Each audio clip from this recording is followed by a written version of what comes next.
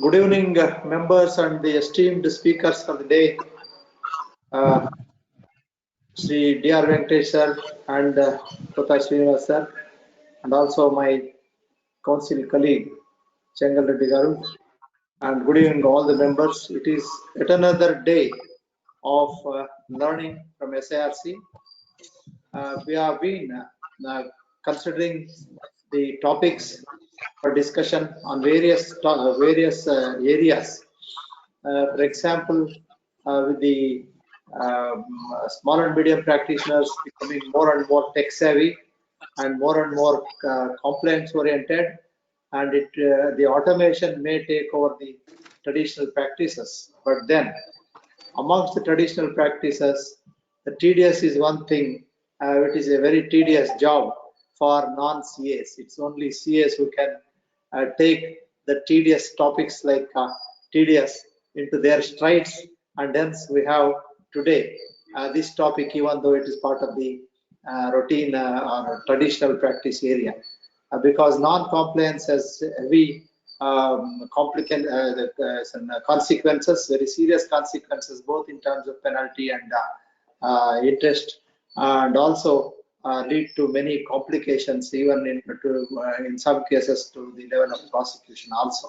So complying these things in even the regular part of, even though it is regular part of the every business entity, and it is not easy for a client to understand all the aspects of TDS, and all the transactions cannot be taken over by them. So it is we, the chartered accountants, we have to equip the people who are at the stage of compliances or responsibility of compliances, and hence we have chosen this topic, number one. And also we have taken the pride of inviting the senior most chartered accountant in Karnataka and Bengaluru in the area of TDS, Dr. Venkatesh sir, and he has been speaking on various topics of income tax, and especially TDS and cooperative taxation. Most of the times is the only choice in many cases. Of late, our past colleague in the regional council, and also the past chairman of the SIRC, and my good friend CA Cotha Srinivas, he also has become a speaker after laying down from the office of the chairmanship of SIRC, and we are very happy to have him also. He has always been in the forefront in international taxation, and of late he has spoken on various platforms on TDS also. So we have invited these two people to enlighten us on the latest provisions, as well as the intricacies that are involved in the area of TDS.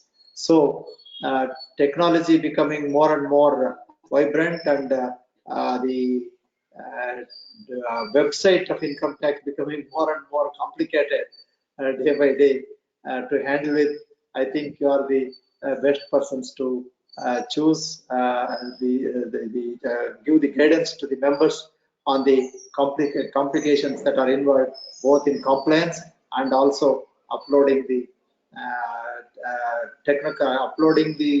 TDS matters, despite what's called difficult situations in the present scenario. With this, I invite both of you. Very warm welcome to both of you, sir, Venkatesh sir and Cotha Srinivas sir.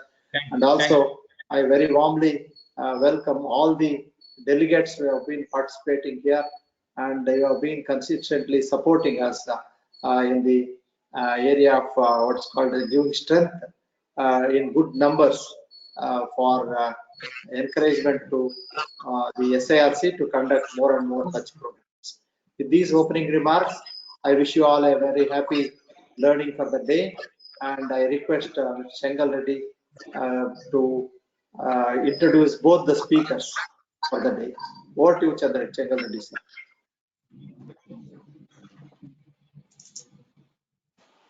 Thank you, sir. Thank you very much, Secretary Panara sir. I think CA Cotha Srinivas sir, past chairman of SIRC ICAI, today from Karnataka, and viewers of the today speaker, dear Venkatesh sir, who joined with a virtual web. Pleasant good evening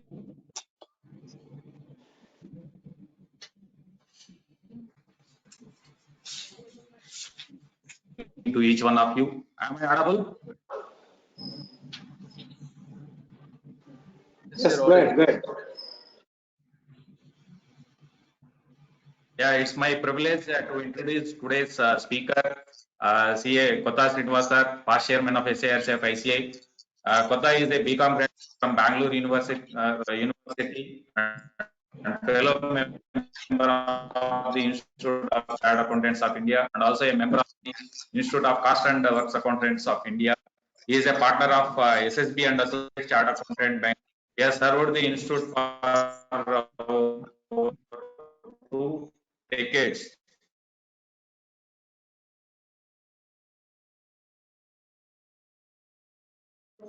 Years as a student committee member of SICAS Bangalore, 9 years as a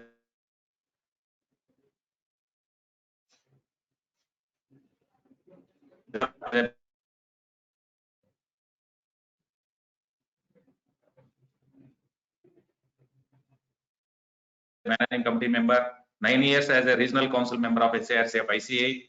As a student committee member, he has served as a member and secretary of student association.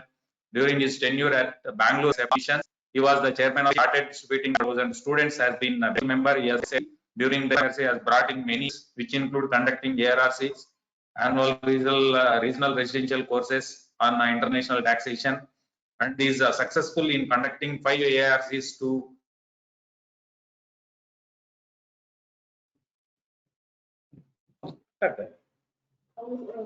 on international taxation. He has organized regional level interstate cricket tournaments for members. He was instrumental in collecting around 1.5 crore towards CAPF in the year 2017-18. He conducted around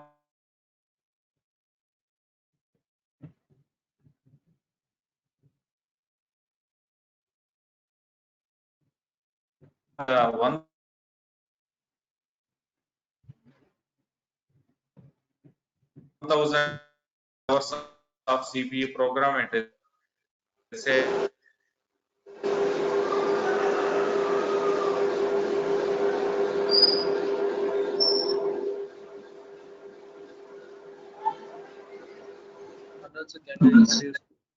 Not audible, huh? Yes, sir. You can continue, sir. Next speaker. Right. He's reading Cotha. You can study group on international taxation at Bangalore and Chennai. He is fondly known for the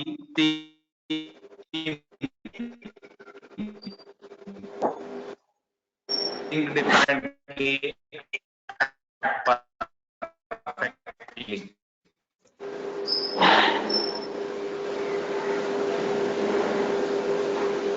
Thank you. I think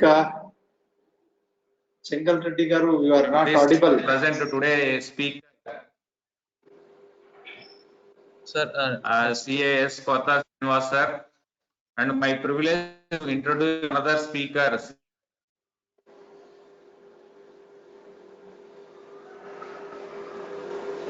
Dear Venkatesh.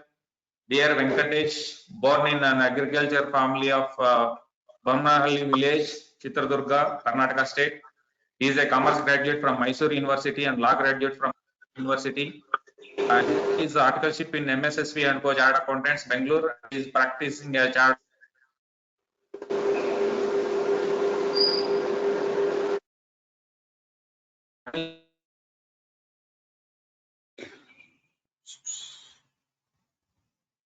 accountant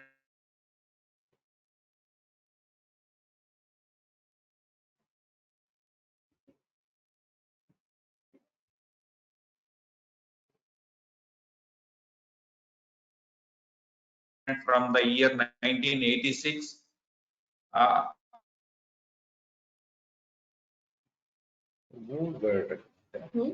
After his qualification, he joined I think it's sent old. It is not updated.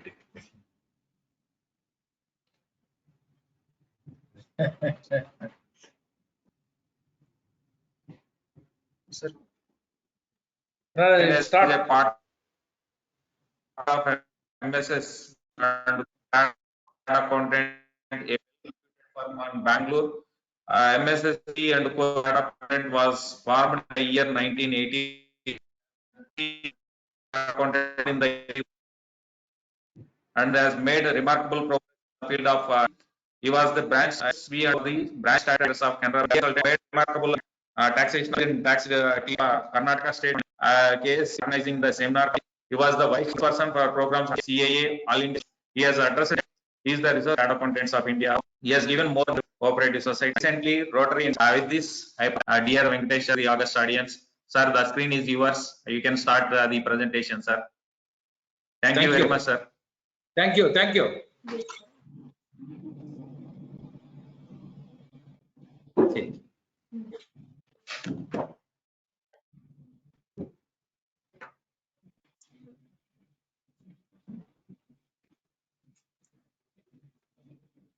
Good, sir. You can continue. Sir, good evening, friends.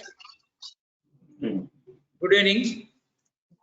At the outset, I thank the Secretary of the SIRC, Mr. Pannaraj, and Changal Reddy, member of the SIRC, and my good friend, Mr. Cotha Srinivas, past chairman of SIRC, and other members. Friends, I am very happy to share my views on this latest provisions related to TDS and TCS, which are related only latest 3 years I'll take for discussion. And I want to share with all the participants my views. And if you have any questions, friends, put it in chat box. I will try to answer or give my views on these questions. Now, friends, my discussion will be, first I'll discuss the earlier provisions up to 31st, up to Finance Act 2019, which related to the TDS other thing, and after the Finance Act 2020-21, and I want to take some circulars which are relevant to these provisions, which I am going to discuss. Finally, I want to conclusion. I want to say what is your obligation and what are the consequences if you not fulfill your obligation. That's what I want to discuss. Here is, friends, in 2019, I have taken 194 IB, the new section, which is introduced from 1st June 2017. That I am going to discuss. Next, I am going to discuss 194 IC, new section, which is effective from 1st April 2017. And I am going to discuss a new provision 184M, which is effective from 1st September 2019. And I am going to discuss the new provision 194.1. I know all of you, lot of problem you already faced in this section, which was there up to 1st July 2019 to 1st September 2019 to 30th June 2020. From 1st July 2020, there is a change, restated new provision, which I am taking in the next. Here is next Finance Act 2020. I want to discuss with you 184A amendment, which is very important. It related to cooperative society. 184J, some small changes in that. After that 194, I told you in the earlier slide, I have restated a new provision which is effective from 1st July 2020. First 194 was introduced in the earlier Finance Act, in which they said from 1st September 2019 to 30th June 2021 provision. Now from 1st July 2020, there is a change that I am going to compare and discuss with you. After that, you have a 194 O. This is applicable to the e-commerce operators, new section, effective from 1st October 2020. 197B, this is related to the rate of TDS, which is introduced only because of COVID pandemic. It is applicable from 14 May 2020 to 31st March 2021. Circular issued. Subsequently, new subsection was introduced to the Taxation Amendment Bill. Then 206(1)H is very important. This is a new section effective from 1st October 2020. In 2021 Finance Act, there are 4 sections was introduced, very, very important. 194P, effective from 1st April 2021. 194Q, which is effective from 1st July 2021. And 206AB, a new section, which is effective from 1st July 2021. and 206 CCA, a new section which is effective from 1st July 2021. These are the sections which I am going to refer and discuss with you now today. And first, I section 194 IB is a new section which I told you. This is applicable to a person who makes a payment who is an individual or HF. You know, section 194I, it says if you make a rent payment more than 1,80,000, now is 2,40,000, then you have to deduct TDS at the rate of 10%. There is a general provision under 194I. It says when you are paying a rent more than 2,40,000 now, and you have to deduct TDS. But this section is applicable only if an individual or HF who is covered by the tax added provisions, and it means his turnover is more than the tax turnover, there is a 44 EB turnover, then only this section is applicable. Now the new provision 194 IB, it says that irrespective of your turnover, irrespective of your status, irrespective of your source of income, now the individual or HF paying a rent exceeding 50,000 per month, rent exceeding 50,000 per month, deduct TDS at the rate of 5%. Friends, whether you are a business associate or a salaried employee or a paying rent but is not earning any income, also is liable for this TDS. Rent exceeding 50,000 per month, TDS to be deducted at the last month of the previous year. Last month of the previous year or last month of the tenancy which we are vacating, that time you have to deduct TDS.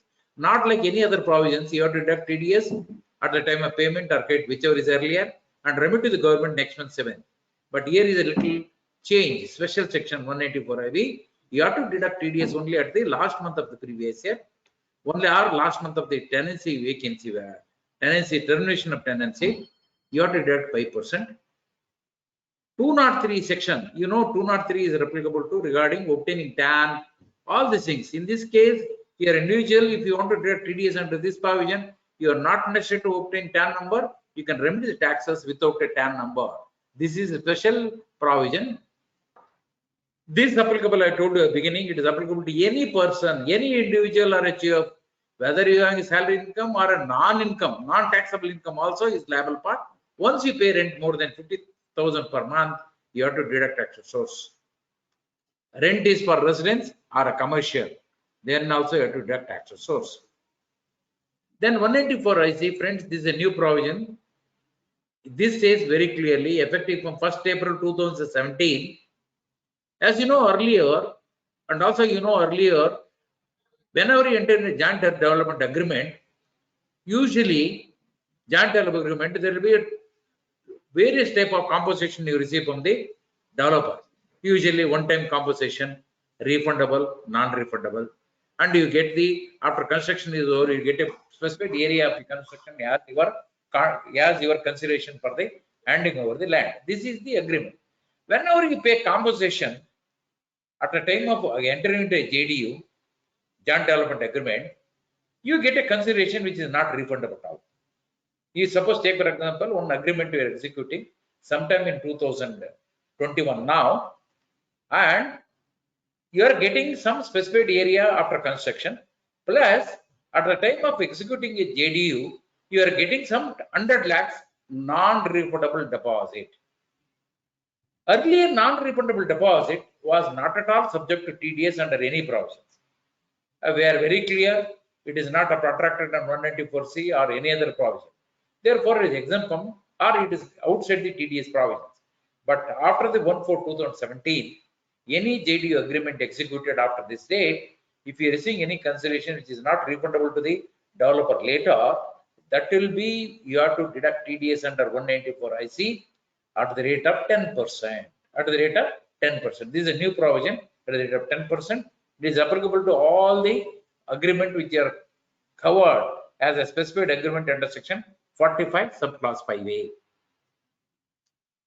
After that 194M, this is where individual or HUF, when they make a payment towards construction of a building or a commission or a brokerage or a fees for professional services, he is not a business associate, he is not covered under the other provisions, but he will be covered under 194M from 1st September 2019, it says that any individual or HO other than who are covered under 194C or 194H or 194, you have to deduct TDS at 5% on the payment made to a resident for carrying out any work.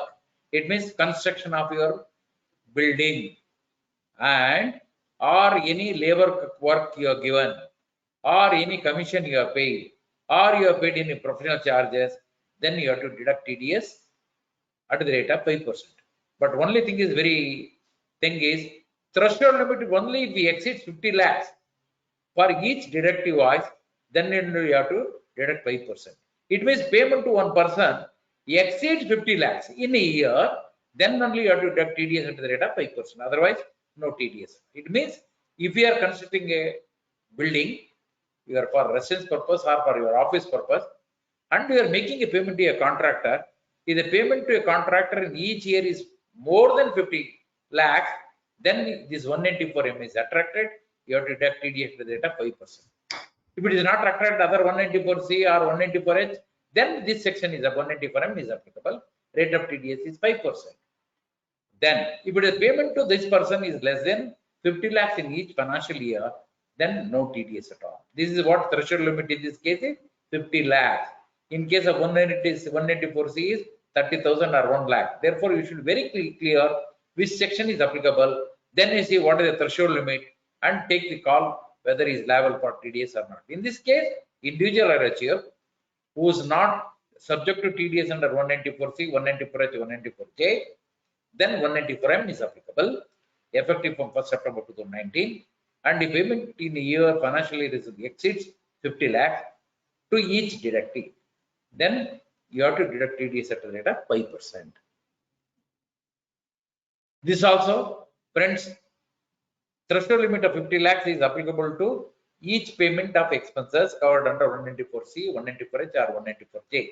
It means expenses should be more than 50 lakhs and the recipient whom you are paying is also that person payment should be more than 50 lakhs. Then only this provision is applicable.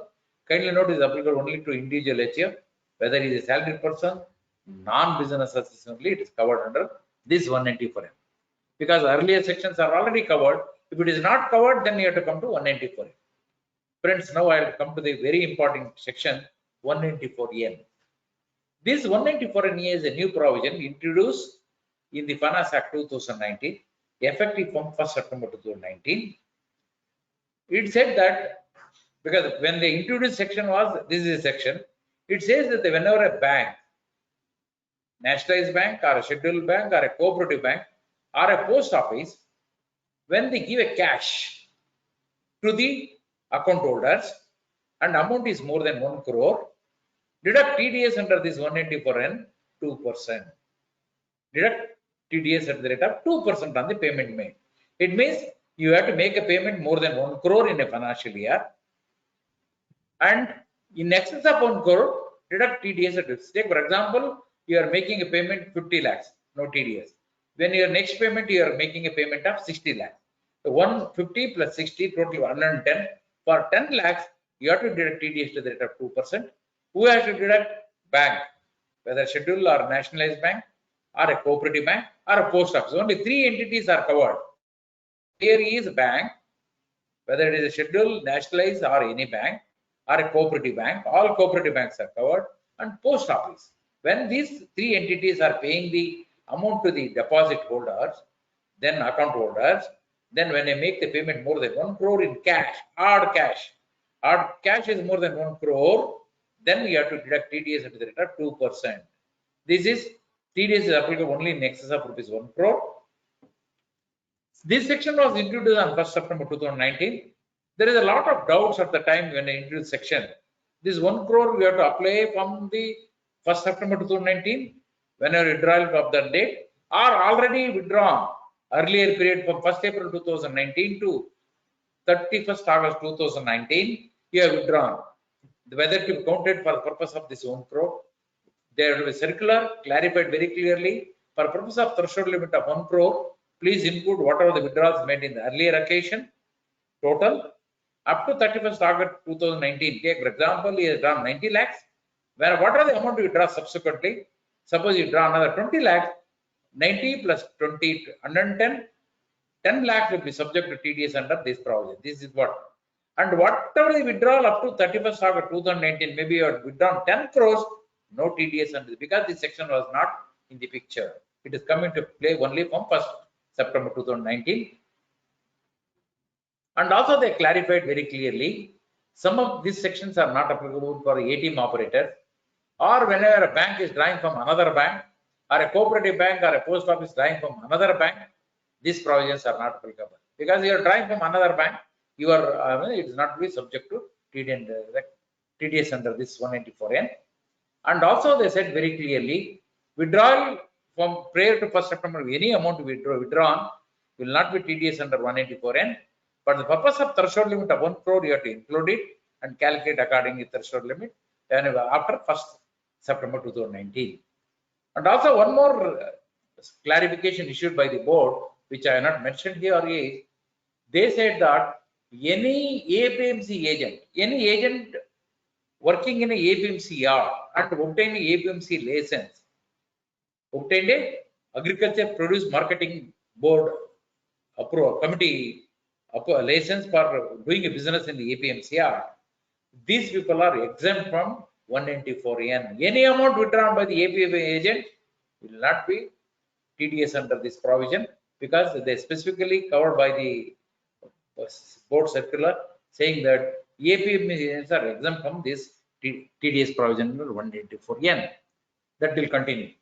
Friends, I told you this section 194N is restated a new provision with effect from 1st July 2020 onwards. Up to 30th June 2020, very clear, if you are drawing more than 1 crore, TDS will be 2%. Now from 1st July 2020, a provision is restated in which they say they bifurcate into two types of people. One, a recipient who is filing return regularly, person who is filing the return regularly, and he produced the returns for the latest 3 years to the bankers. Then the threshold limit is 1 crore, TDS is 2%, continuous. But person who has not filed the return and he is not even given a position to give the copies of the return assignment for filing the return for the latest 3 years to the bankers, then TDS will be different rate. Threshold limit is 20 lakhs. Up to 20 lakhs, no TDS under 194N. 20 lakhs to 1 crore is 2%. More than 1 crore is 5%. It means persons who are filing returns and is having copies of the assignment for file the returns for the latest 3 years, and he is in a position to produce before the bankers, then threshold limit of 1 crore continues, rate continues 2%. But person who has not filed the return and he is not in a position to give the assignment for file the return for the immediate preceding 3 years, then threshold limit is, if he has not filed he is not given assignment for that latest 3 years, then the threshold limit is 20 lakhs. Rate of TDS is up to 20 lakhs to 1 crore is 2%. More than 1 crore is 5%. This is the difference between the filing of return and non-filing of return. This was introduced from 1st July 2020. Be careful. Here is very clearly say that you should have copy of the assignment for filing the returns for last 3 years.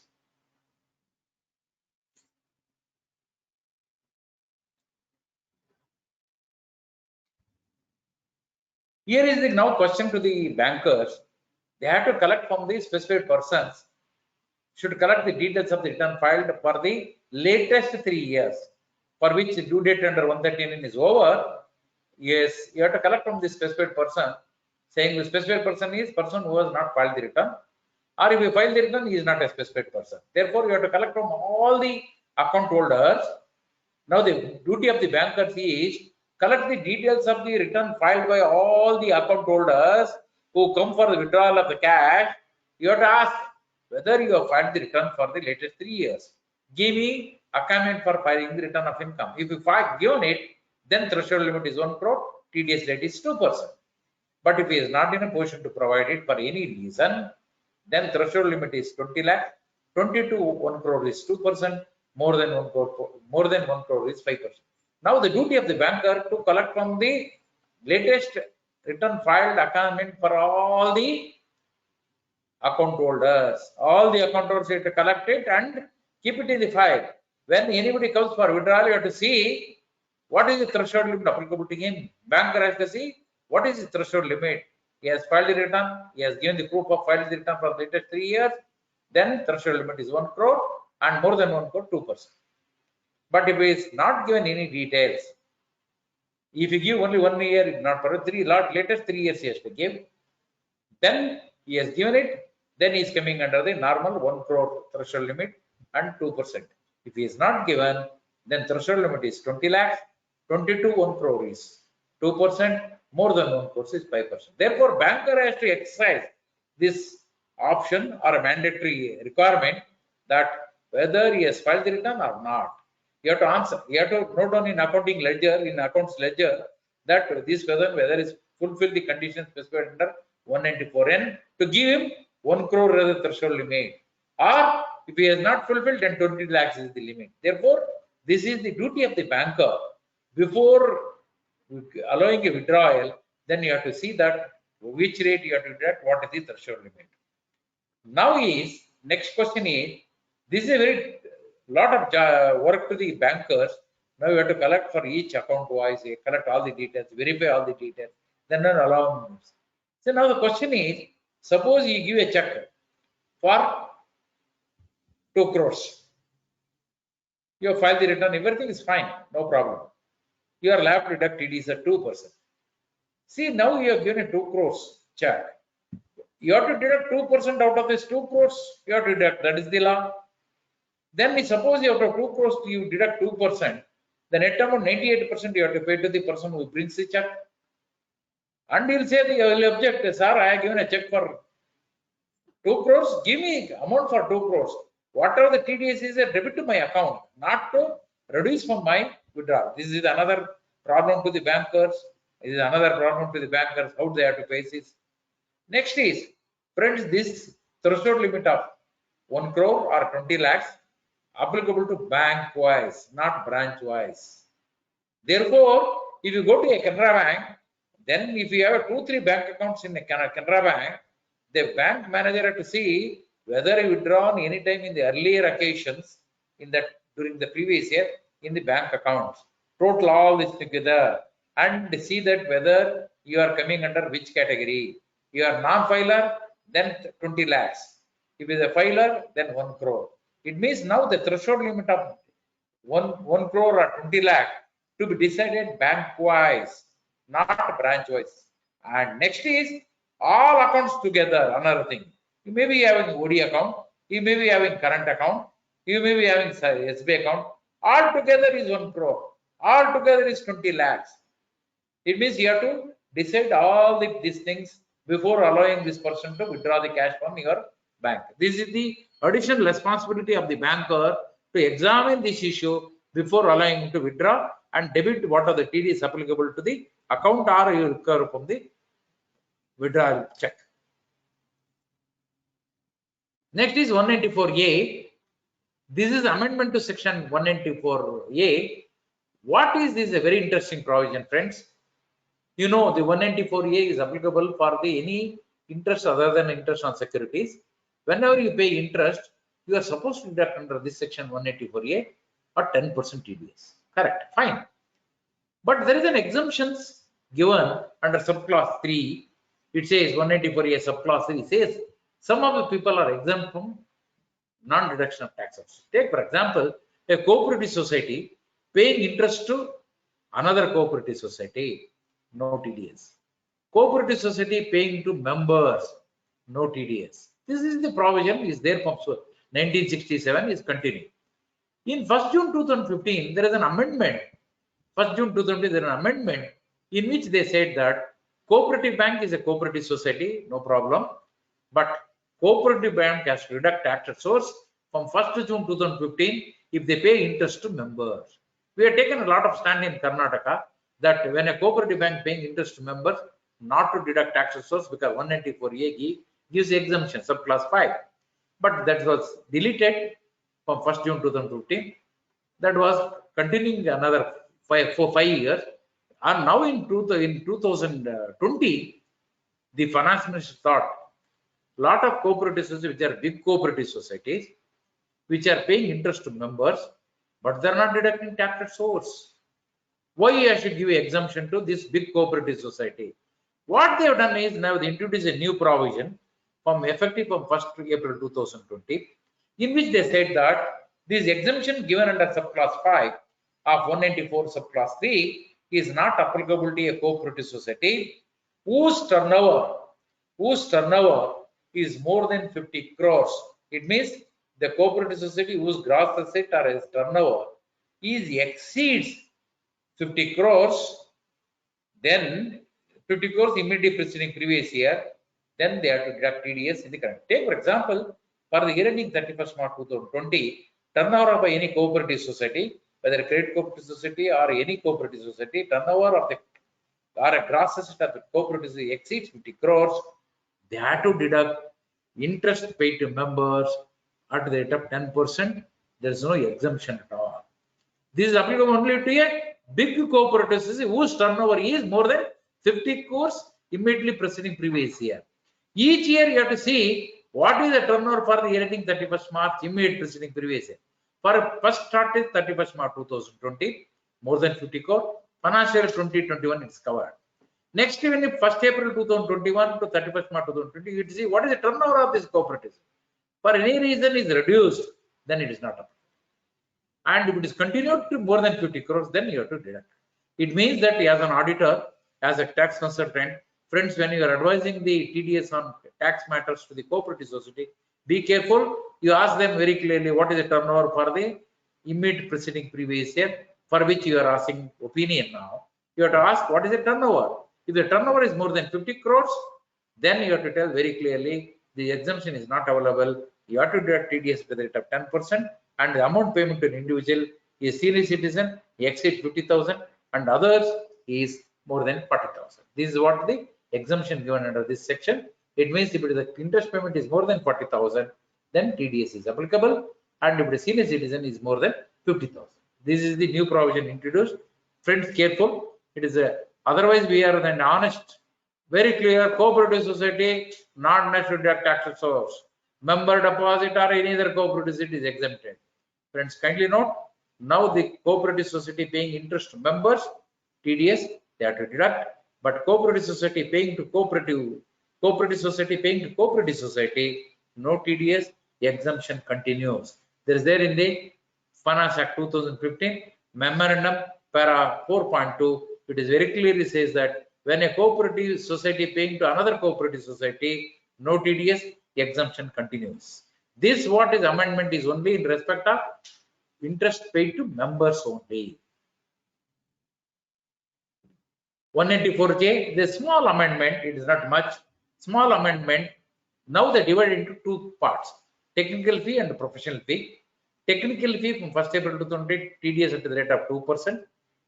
Earlier was 10%, and professional payment continued to be 10%. The only thing is now it is a, you are very clear, fees is a technical fees as defined in the section 9 of the Income Tax Act. TDS is only 2% from 1st April 2020, and if it is a professional charges, TDS is 10%.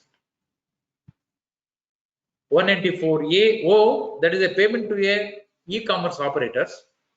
When you are making a e-commerce operator paying to e-commerce participant, from 1st October 2020, any transactions of this covered under this 194A, this e-commerce transactions, when an operator paying to the participant any amount, then you have to deduct TDS at the rate of 1%. Under 194A is 1% you have to deduct tax source on the sale of goods or a service both. It is a 1% is the 194A. And in case of a operator, in case of participant, the individual or HUF and amount received by him is less than the 5 lakhs rupees, no deduction under this section. It means if it is more than 5 lakh, in case of individual or HUF, then TDS is there at 1%, and if it is less than 5 lakhs, no TDS under this section 194O. Friends, I told you earlier the CBDT has issued a circular during course of the pandemic on 14th May 2020. They said very clearly because of the pandemic, we want to reduce the TDS rate to help the deductor to have more liquid in their hands. Finance Minister said that 50,000 will be the liquid, well, cash is available with the deductor. Therefore, she reduced. This said very clearly in the circular. All the sections, in that she said 193, 194, all the sections is referred in the circular. Same thing repeated in 97B. They said that instead of normal rate of TDS, she reduced to 75% of the normal. It means if you are deducting tax at the rate of 10% earlier, now the reduced to 7.5%. All the TDS covered under this section. Only the two sections is not covered under this section. One is 194N, cash withdrawal TDS at 2%, it is not covered. Section 192 obvious that always 192 you calculate, find out the average rate and deduct, therefore that section is not covered. These are two sections not covered under the section. In circular first issued and also said very clearly in the circular, we are going to follow by a legislative amendment later. Accordingly, in the taxation amendment bill, they introduced a section called 197B. In that, they introduced whatever the content of circular in section 197B, in which they said that TDS rate is a 70% of the normal rate specified in the each section. This is a very interesting section. I want to very highlight this section 206(1)H. Then I take 194Q and compare both of things.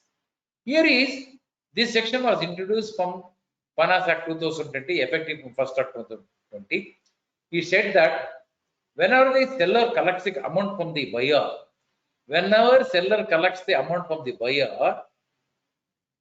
then we have to collect TCS at the rate of 0.1%. 0.1%.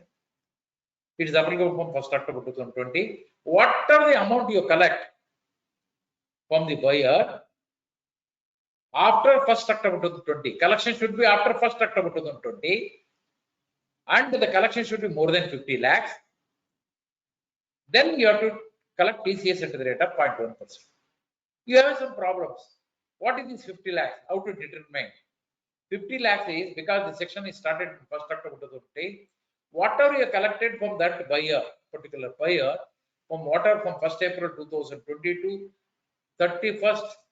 30th September 2020, whatever the amount collected. Suppose you have collected 40 lakhs. In this month of October, you collected 20 lakhs. Already you collected 40 lakhs earlier, plus is 20 lakhs. 40 plus 20 is 60. Up to 50 lakhs, no TCS. For 10 lakhs, 0.1% you have to collect TCS and remit to the government. It means whatever the amount you collect after 1st October 2020, you have to collect TCS at 0.1%, subject to condition that whatever you collected earlier plus what you are collecting now together should be more than 50 lakh. Whatever the excess amount, you have to collect 0.1% as a TCS from the buyers. Friends, this is the very reason they are clarified by board, saying that because this is based on the collection. I raised a bill sometime in 2019. I raised a bill in sometime in 2000 up to September 2020. But I'm collecting now after October 2020. I collect this. How to collect it? They said that please collect by raising debit note. Collect by raising debit note on that particular buyer and remit to the government. If it is as soon as you collect, your obligation starts. Suppose you collect more than 50 lakhs from one buyer, your obligation starts. You have to remit 0.1%. Circular is very clear. Don't collect TCS on GST amount. Only collect on the basic value, not on GC, not on GST. Even in the case of 194Q, also same thing, which I am going to refer, which I am going to discuss later.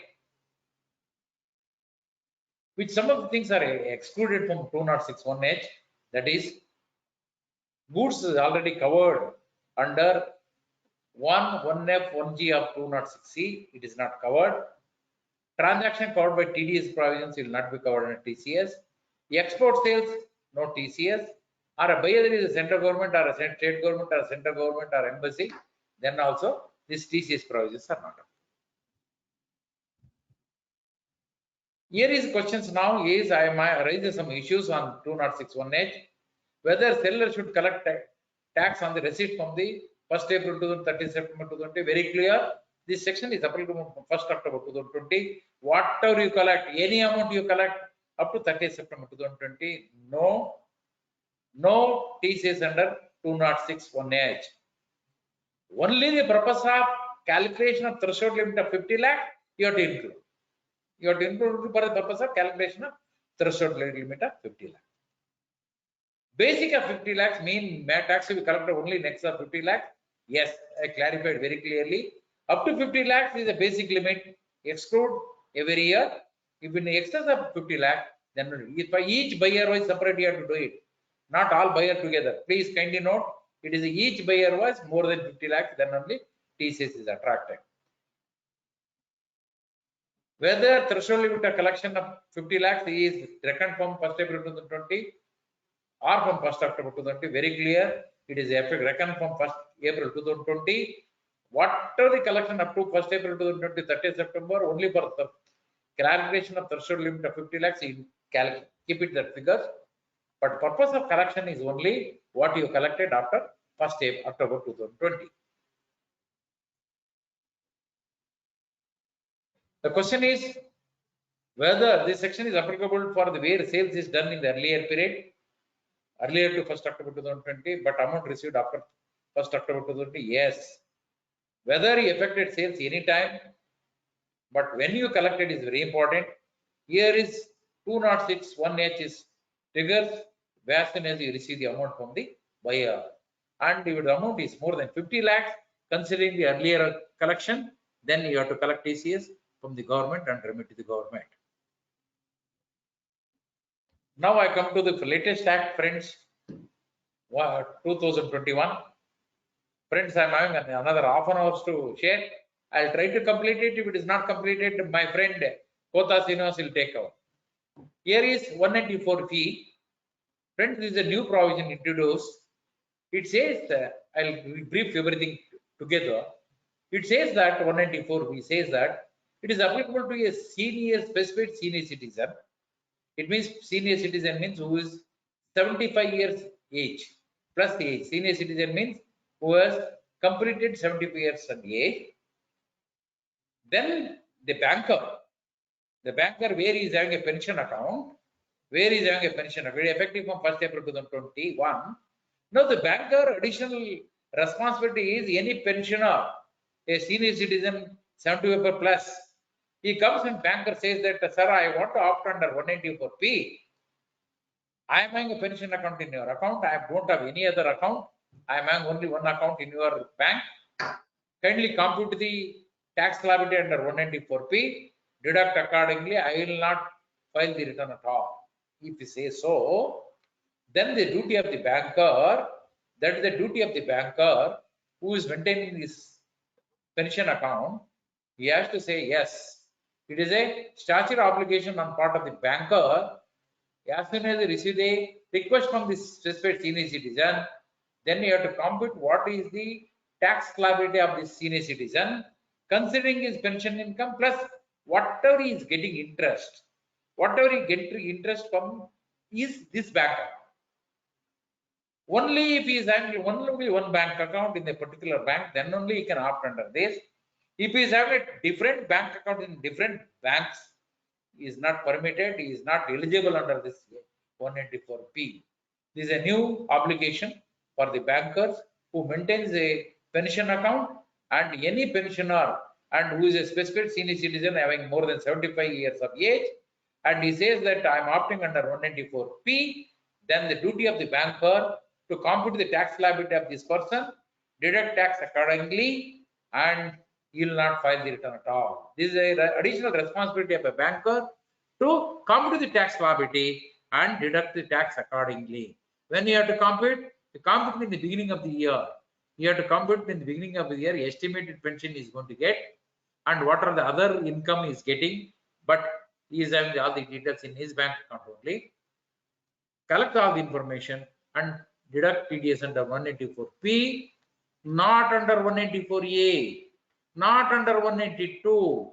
You are deducting under 194P at the average rate applicable to him based on the computation you have done by the banker at the beginning of the year. This is a new provision, friends, which I wanted to share with you.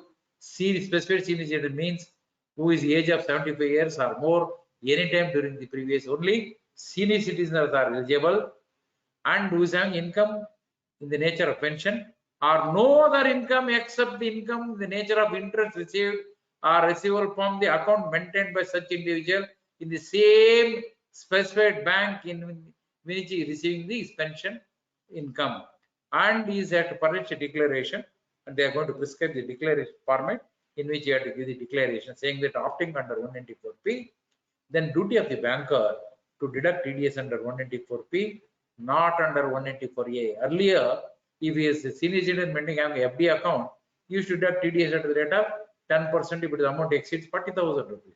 Now not, you have to deduct under 194B. What is the rate applicable? You have to deduct maybe 15%, maybe 20%, or maybe 35%. Whichever is applicable, you have to deduct under this provision. Friends, this is a new section which I want to take little more time. Exactly, I want to take half an hour time on this 194Q.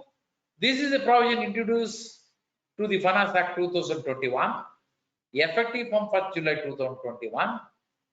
It is introduced Finance Act 2021, effective from 1st July 2021. It says earlier 206(1)(h) is for the seller. Now it is applicable to the buyer. It is a reverse.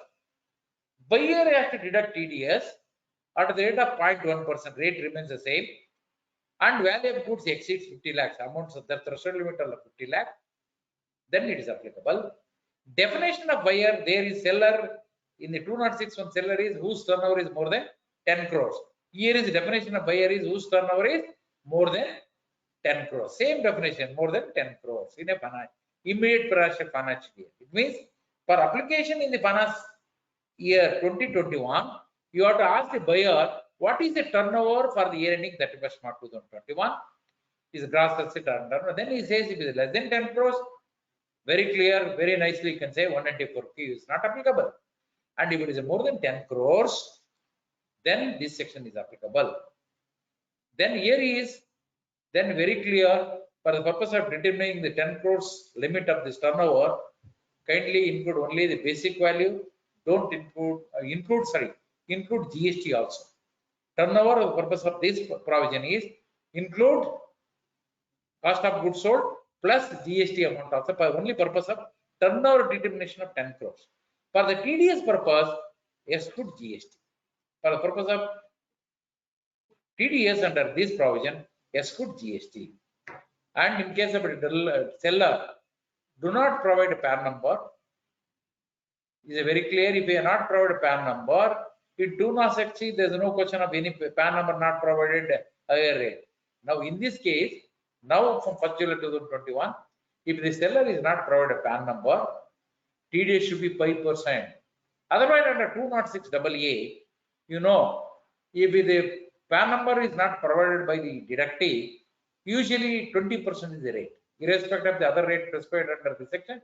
Now they say 206A say 20%. Now they have amended. I am going to discuss 206AB also later.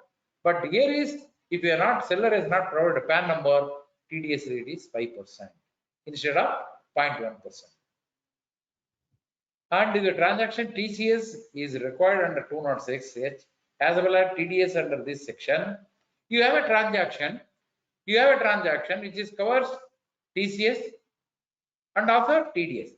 TCS for the seller, person who receives the amount, TDS for the person who is buying the item.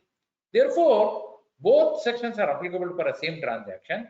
Section is very clear. Then TDS prevails over this TCS. There 194Q is applicable. 206C, 1HC is not mandatory. You have to act under 194Q, not the TCS under this section. This is what the very clear provisions under this 194Q. Friends, I have taken now a lot of issues so that you are very clear about these provisions. Otherwise, simply I give a provision and ends with, I think you'll have a lot of problem. My friend, Mr. Cotha Srinivas, has prepared a frequently asked questions on this provision. I have taken without his permission, I have taken 2-3 questions from his slide. is material which I want to share now. Mr. A seller whose turnover is more than 12 crores. It means A is a seller whose turnover is more than 12 crores. Therefore, 206(1)(h) is applicable to him. Mr. B is a buyer whose turnover is 13 crores during the financial year 31st March 2021. Therefore, 194Q is applicable for him. A 206(1)(h) is applicable. B 194Q is applicable. Now I am giving you some problems. You have to go on give an answer, or have to think in your mind. I am going to explain. And after my presentation, you have any different view, or you want to contradict that what I said is wrong, or what you want to give additional information, welcome. I'll give 10 minutes time for that to give the opinion or give your views on these questions. Since now is first question, I'm asking question whether 194H, 194Q or 206C, 1H is applicable. Here is A sells the goods worth 75 lakhs to Mr. B in the month of May 2021. In this case, A sells the goods worth 75 lakhs to Mr. B. B is a buyer in the May 2021. You have to tell whether 194Q is applicable or 206(1)(h) is applicable. First, I'll take 194Q. Friends, I told you earlier, 194Q is applicable only from 1st July 2021. This is related to May 2021. Therefore, 194Q is not applicable. Fine. Then 206(1)(h). Yes. If you receive this consideration, 75 lakhs for the selling goods, and if we have received the consideration sometime in June, then 206(h) is applicable. 206(1)(h) is applicable. You have to collect TCS. A has to collect TCS under 206(1)(h) at the rate of 0.1%. This is what the first question may be. Next is A purchased a fixed asset worth 100 lakhs from Mr. A in the month of June 2021. Here is I want to illustrate before you, even this purchase transaction what we envisage in 194Q is applicable for revenue expenditure as well as capital expenditure. But in this given example, this is purchase a fixed asset of more than 100 lakhs in the month of June 2021. But 194Q operates from 1st July. Therefore, this 194Q is not applicable on this transaction. But 206(1)(h) is attracted if you collect the amount anytime before June 2021. You have to collect 0.1% TCS on the capital expenditure also. Here in next case, B purchased a fixed asset worth 150 lakhs from C, whose seller turnover is less than 10 crores for the year ending 31st March 2021. Kindly note, friends, turnover of the seller is no relevance at all. For the purpose of this determination, if B purchases after 1st July 2021, I am not given here. You have to presume that you are buying a material or a fixed asset after 1st July 2021 and is more than 50 lakhs. You have to deduct under 184Q, irrespective of the turnover of the seller, is no relevance to me. My turnover is very important. My turnover exceeds 10 crores, then I can deduct. If it is less than 10 crores of the turnover of the seller, is no relevance to me. Buyer turnover should be more than 10 crores. In my case, I am not given. In my case, you have to presume that my turnover is more than 10 crores and I am purchasing after 1st July 2021, 194Q is attracted. And in case of a C, 206 is applicable if the amount collected before June, but in this case, his turnover is less than 10 crores, 206(1)(h) also is not applicable. Then B turnover is more than 10 crores for the year ending 31st March 2021. He is a buyer. And the estimated turnover for the year ending 31st March 2022 is less than 10 crores. Whether 194Q is applicable. Friends, kindly note, for purpose of determining a buyer is liable for TDS under 194Q, you have to see the immediate preceding previous year turnover. In this case, for the year ending 31st March 2021, his turnover is more than 10 crores. Therefore, this provision is applicable in the financial year 21-22. In 22, year ending 31st March 2022, your turnover may be 1 crore, but provisions are applicable. That's what I want to demonstrate. The turnover of the current year is no relevance. Turnover of the immediate preceding previous year is very important. Therefore, accordingly, you have to deduct TDS under 194Q. Next is non-resident. Friend, this is the examples I have taken from the circular issued by the CBDT on 30th June 2021. It says 30th June 2020, circular number 13/2021. It has given a lot of examples in which they said whether it is applicable or not. That examples I have taken here to tell you and clarify the circular. It says the non-resident, here is a non-resident, is a buyer, whether 194 is applicable. They very clearly clarified by the board. Very clearly clarified by the board. It says that this provision is not applicable to a non-resident. It is not applicable to a non-resident. Therefore, you are not necessary to deduct TDS under 194Q.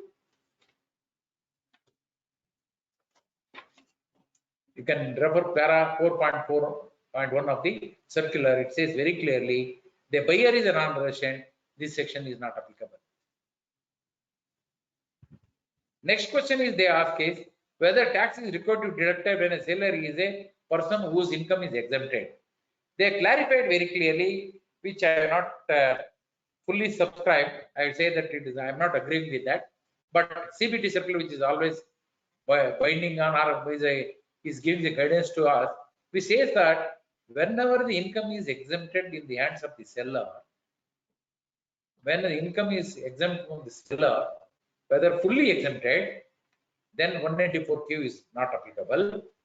It is a partially exempted, then 194Q is applicable. Therefore, friends, you should be very clear in the hands of the seller, whether the income is fully tax-free, then give you exemption under 194Q. If it is a partially exempted, then you have to deduct. But you don't know at the time of deduction whether the income is fully exempted or partially exempted. You don't know. That is the bestest precaution. Better to deduct under TDS under 194Q and remit the tax to the government. But read the circular 13/2021, which is very interesting. Or you have a problem in 194Q or 206 1H or 194O. Please read this circular and take the view which you feel is more appropriate. Regarding the advance payment, whenever you made advance payment, whether you have to deduct TDS under 194Q. This is the next question. Friends, the circular is very clear. It says very clearly whenever you make an advance payment, you have to deduct under 194Q. But now the question is, suppose ad hocly you make advance payment of 1 crore. Suppose you make advance payment of 1 crore, you are telling the seller to give the dispatches in the future months and give advance of 1 crore today. You have to deduct, as a buyer, you have to deduct TDS under 194Q. You have to deduct TDS at the rate of 0.1%. Yes, you have to deduct. But on 1 crore, or you have to calculate what is the GST component that and reduce the minus the GST component and only a thing. Because 194Q very clearly says that please deduct TDS only on the basic, not on the GST component. Take for example, you have 100 rupees. 100 rupees, suppose the GST is 18 rupees. Total bill value is 118. Please deduct TDS only on 100 rupees, not on 118. That is very clear. Wherever you are recognized. In case of advance payment, we don't know what is they going to supply and other thing. What is the cost of goods sold? We are not clear. That is a case. What you have to do? Usually, we have to deduct on the full amount. When you are receiving bills, you make adjustment accordingly. You have to adjust this. What are the TDS deducted in advance? You have to deduct and show. This is what is the clarification. It means that you are very clear. Whenever you're making advance payment, you have to deduct under 194Q. You have to deduct But only the future, when you're adjusting, you have to make the adjustment for this. This is what they clarified by the board in the para 4.6 of the circular. Next is whether provision 194 is applicable to the buyer in the year of incorporation. This is a very interesting question, practical question. Suppose take for example, in the financial year 2021-22, you are going to buy a huge items. But in the earlier year, you are not incorporated at all. For the purpose of the applicability, you have to see the previous year turnover. Previous turnover is nil. Previous turnover is nil. But current year, you are buying more than 50 lakhs, you are making, definitely you are going to huge purchases. Whether 194Q is applicable. Sir, CBT circular is very clear.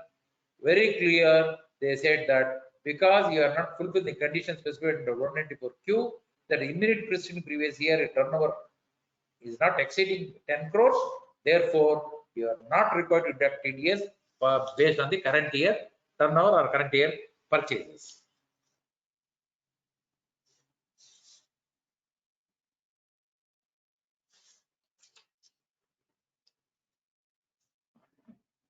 Here, as I am telling, the provision 194 Act is applicable to a buyer if a turnover of his business is 10 crores or less.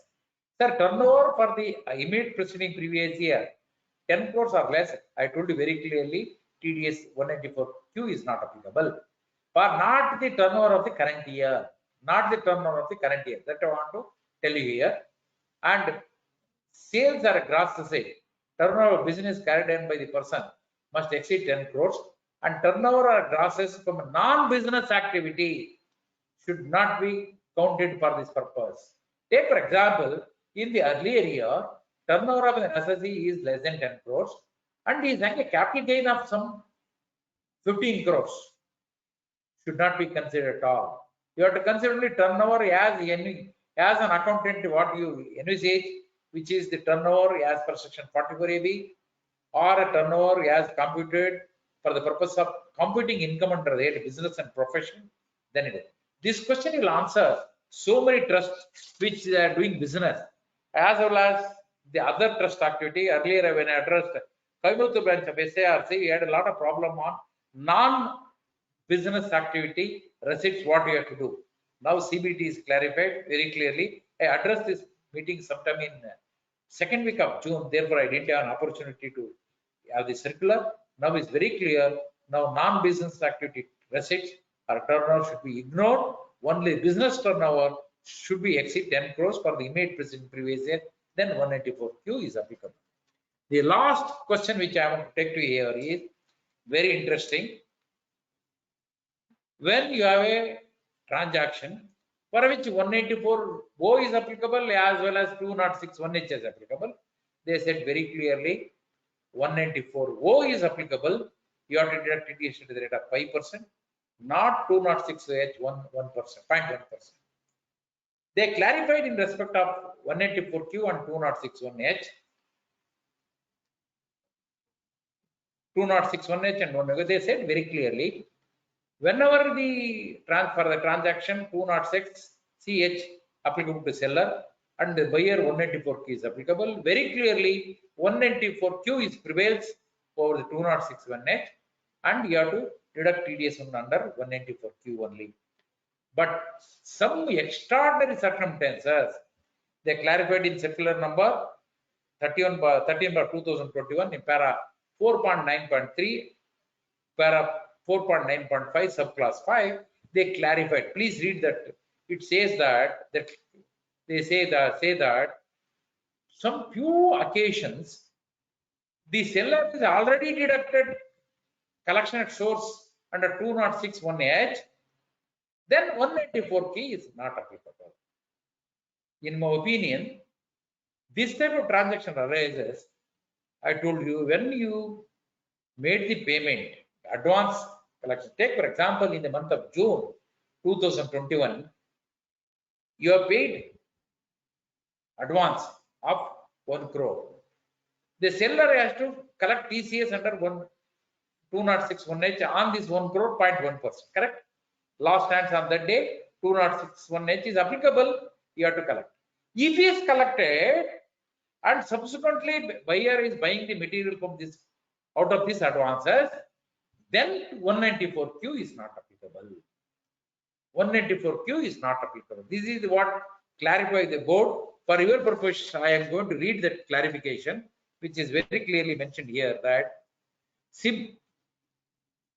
with respect to 206(1)H, it is clarified that provision of subsection shall not apply the sale of goods to being the buyer. Sorry, sir. Sorry, sir. Here is, I'm reading the para 4.9.5, subclass 5.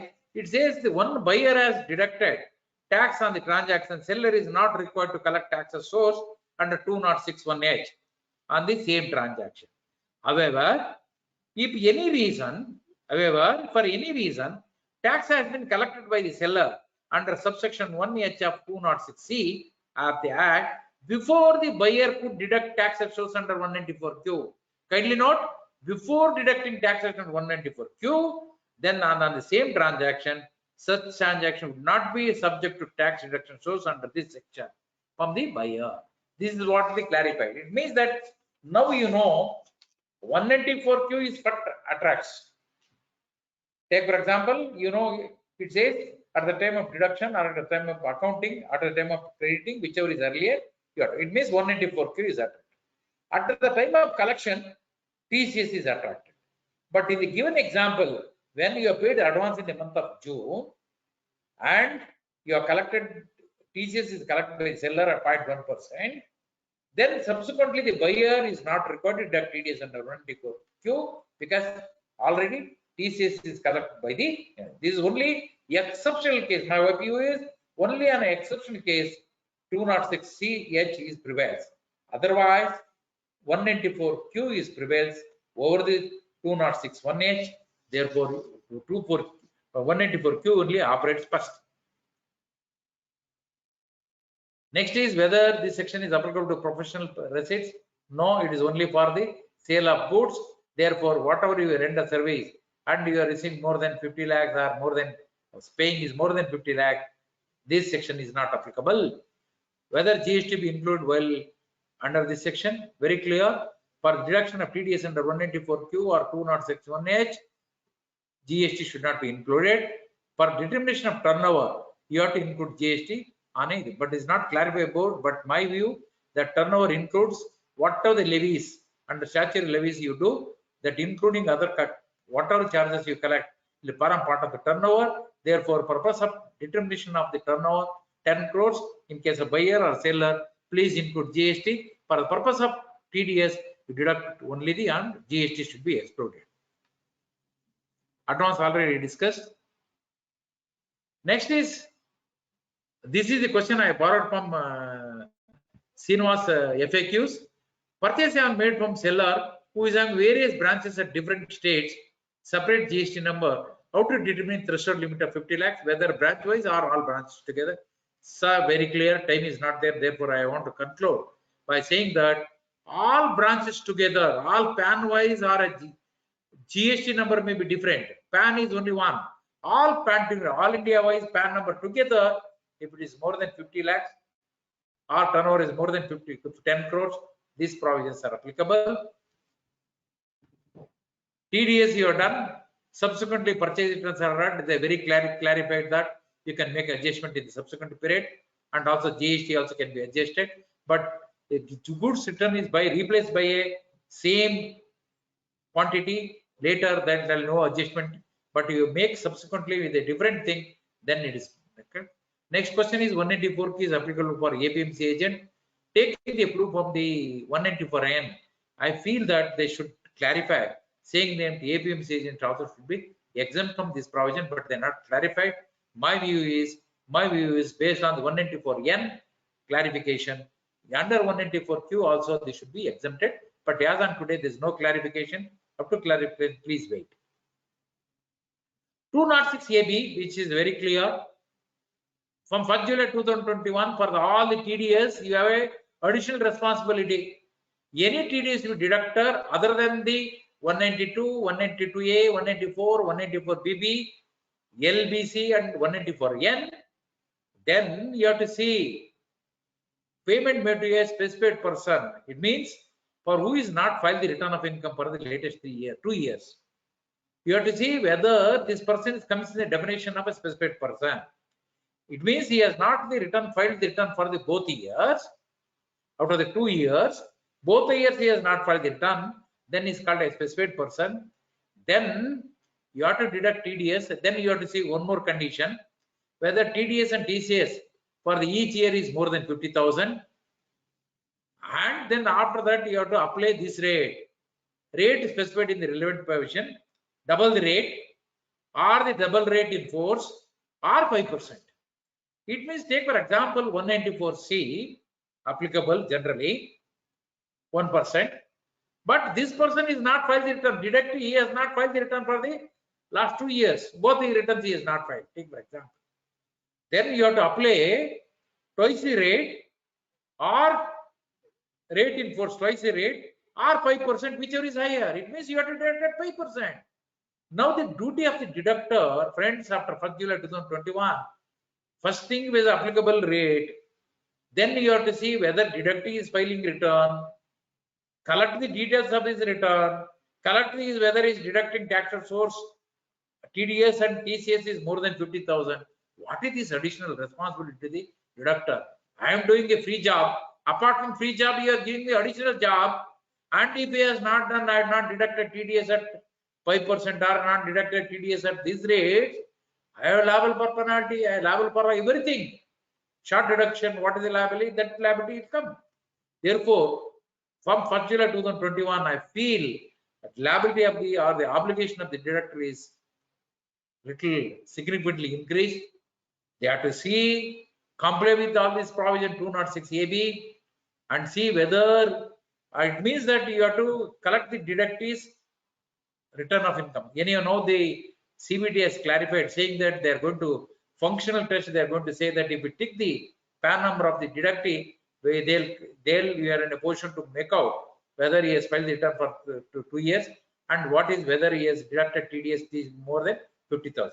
If it is exceed 50,000 only, this provisions problem arises. If it is less than 50,000, you deduct at a normal rate. Whether returns you file for both the years, friends, if we read the section, they say returns are not filed for both the years. Returns is filed for 1 year, you're outside this provision. Out of the 2 years, you filed 1 year, my view is you're outside this provision. This 206 AB is not applicable. Both years you should not file. It means if you file 1 year, you're outside this provision. And TDS TCS for the more than 50,000 for each 2 years.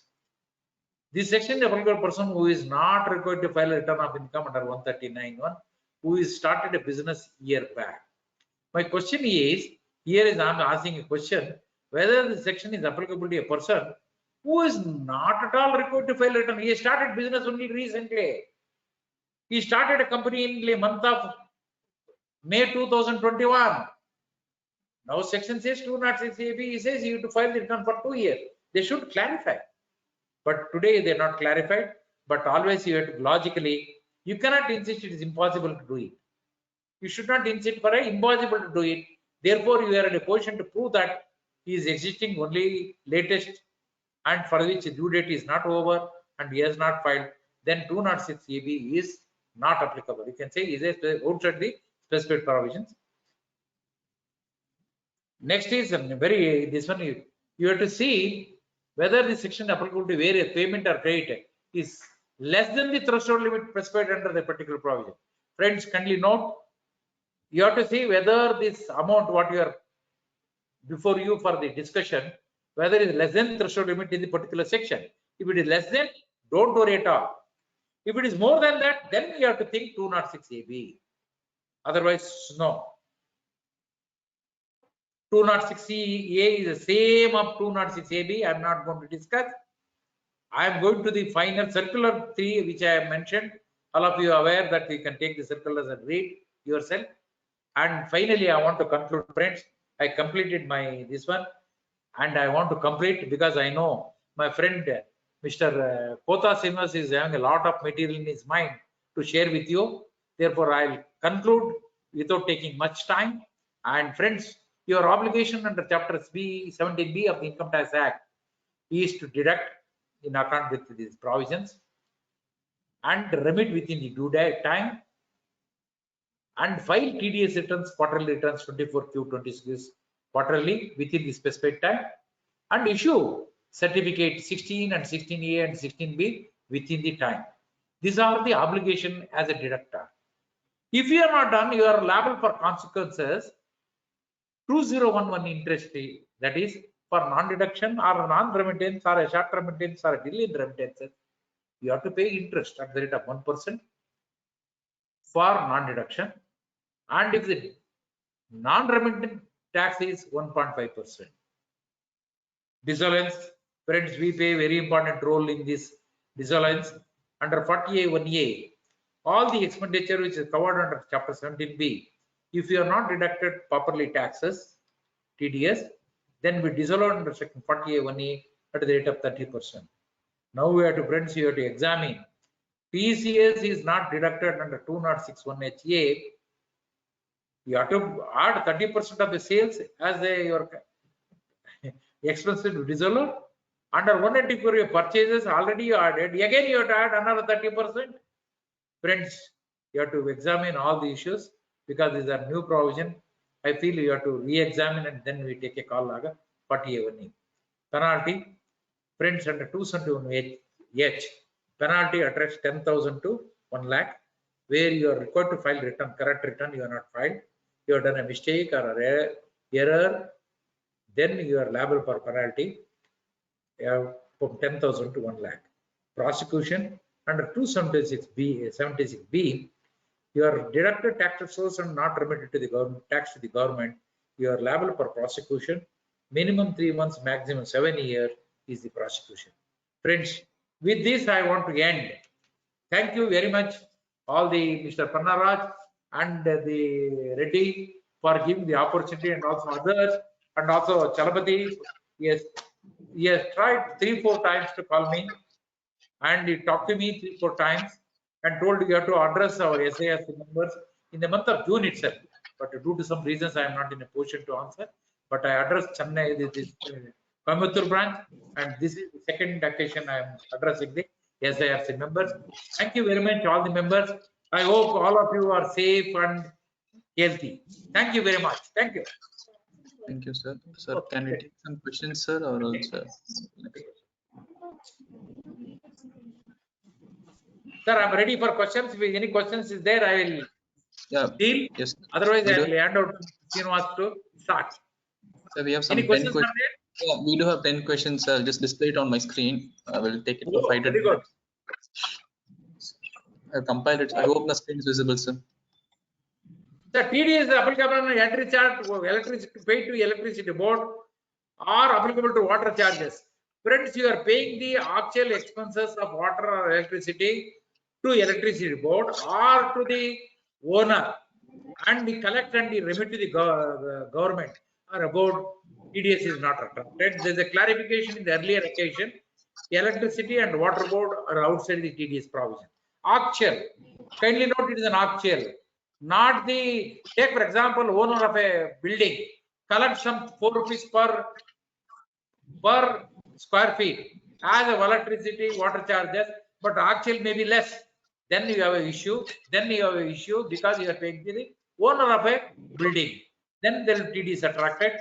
But if you are paying to a electricity board or you are paying to a water board, then they will not, because you are paying only actuals, TDS is not attracted. Sir, Containment transactions.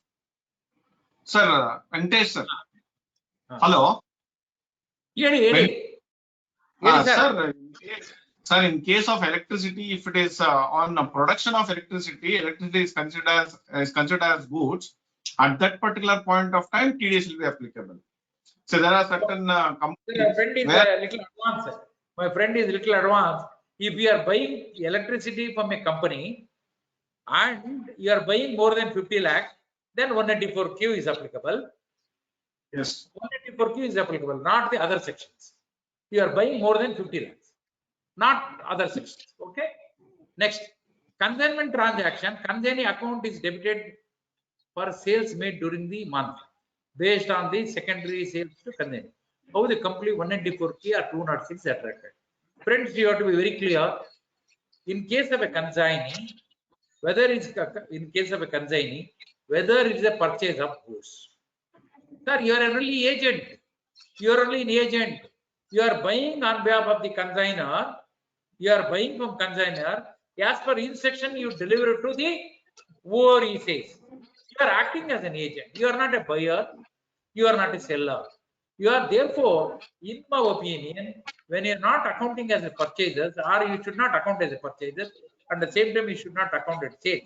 Maybe memorandum of account will maintain only purpose of control, but it is not a purchases, it is not a sales. Therefore, 194Q and 206(1)H is not applicable.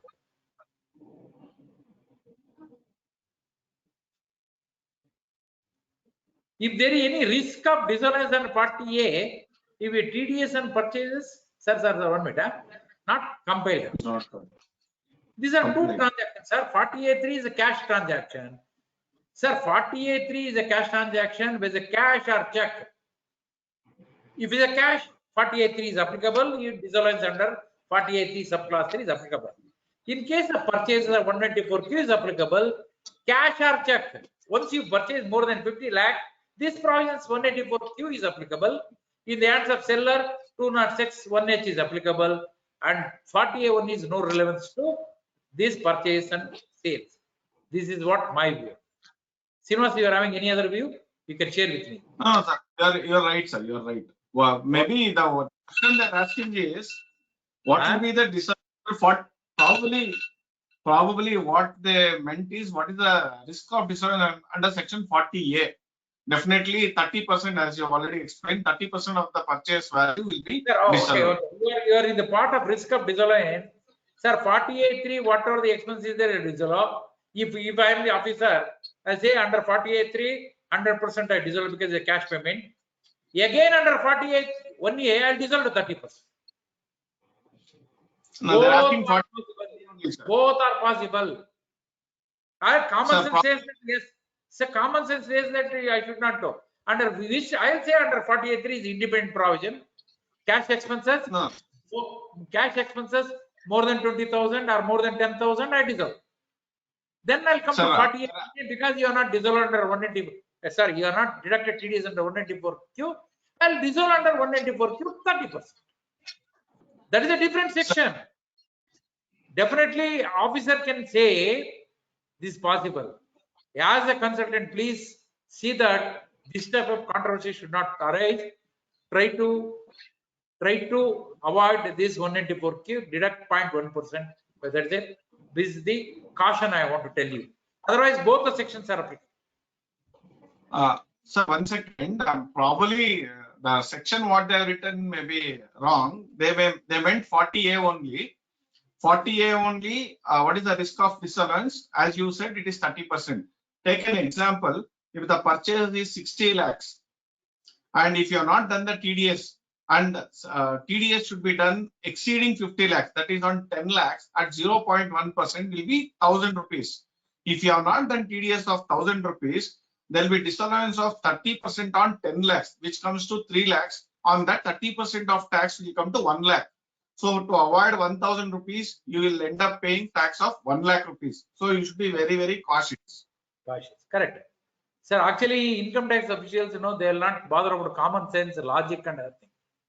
They say strictly, in one of the cases it has happened in the earlier TDS provision, 48.3 and also section 40A, 1A also apply. They said that 40A is an independent provision. I will apply 40A, 1A.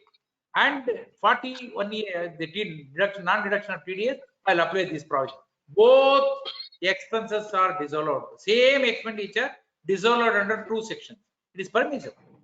That is the interpretation of the officer. It is a possible view. Therefore, our suggestion, our request to all the consultant, all the chart accountant who are participant here, I request you to please, for 0.1% TDS, don't offer 3 lakh as the deduction. That will be major. You should be very. Seminar on this, SIRC. The next.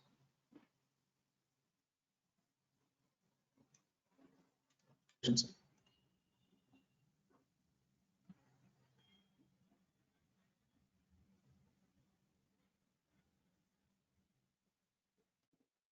In this case, a very interesting question.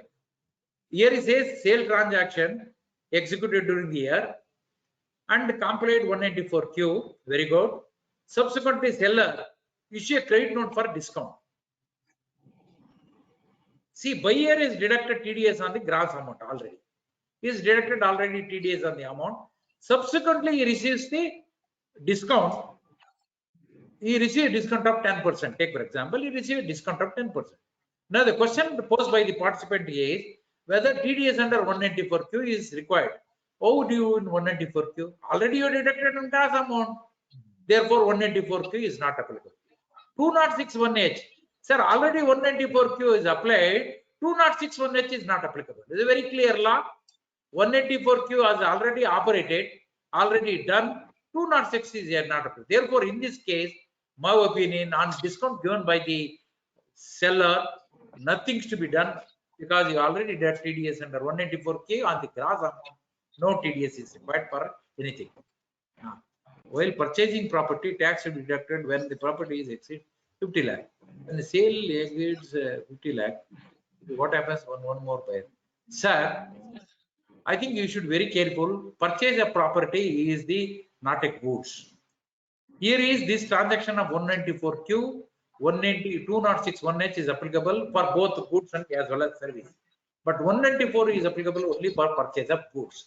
But in this case, purchase of property is an immovable property. I presume that is an immovable property. 194 IA is applicable.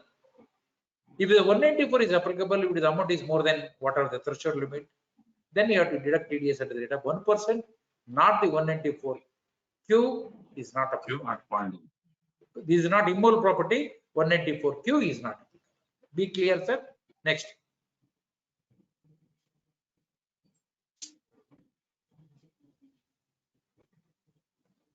This is something technical question they are asking. TDS credit under 194 DA available to set off on the other income on other insurance claims. Sir, once you offer the income, you are entitled for the TDS credit under section 190. Once you offer the income, whatever the TDS credit under 199, it gives you the credit. That is the law. But in this case, if you already have a credit, what is the income offered relevant to that credit? If you offer, then automatically you are entitled for all the credit which are available and also available to set up. I don't know which is specifically whether other sources, other thing. Anyway, I'll leave it to that extent. I'll go to the next question. When an income tax portal gives you details of tax return filed and control person is specified or not, we should not. We should be the account holder given tax and tax. Now, the very interesting question raised by the department says that this you have to be whether a person is a specified person or not to apply 206 AB. You have to see whether 206 AB applicable. You have to see specified person whether he has filed the return for the latest 2 years or not. Income tax TDS TCS is more than 50,000. He says that is very confidential information. How will you have the information? How will and how will be? But for the TDS purpose, chapter 17B, as a deductor should have the information. If he is not having information and deduct at the higher rate of TDS. Otherwise, you are violating 206 AB because you are not having this information. Therefore, you have to deduct at higher. Sir, next, what is the meaning of gross receipt, whether income or receipt? Sir, very clear, sir. As a chartered accountant, we are clear what is income shown in the income expenditure account or profit and loss account, not the loan collected and loan received. Only income part. Income expenditure, we have a gross receipt exceeds 50 crores. Then only this new provision 194A subclass 3, subclass 5 provision is applicable. Otherwise, not applicable. Yes, sir.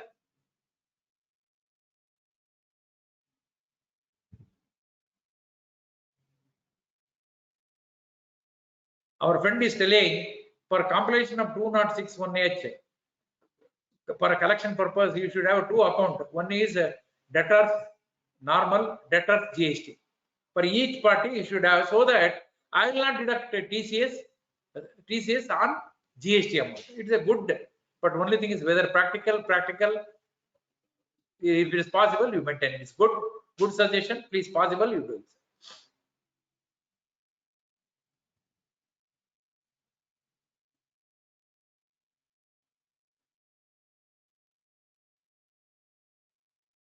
Sir, here is a condition under 184P is you should receive the pension from the same bank. Suppose you are not having a pension, you are not eligible at all. 194P is not applicable. You have to go to the normal provisions.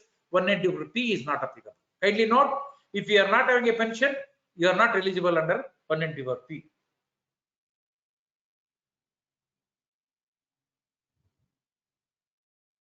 Sir, 194Q is applicable for a purchase after 1st July 2021, not related to outstanding, no relation. Outstanding is related to only 2061H. For the 194Q is very clear, purchases. It is no question of payment. Once you account purchases, you have to deduct TDS under 194Q at the rate of 0.1%. Is no relevance to the outstanding.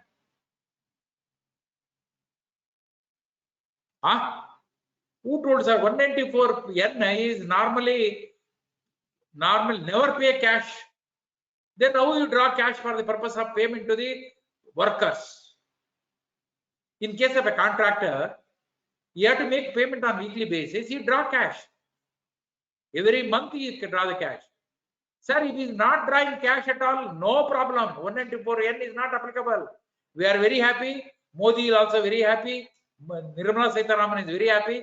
They'll give award to this person who is not drawing cash at all. If he is drawing cash, 194N is applicable.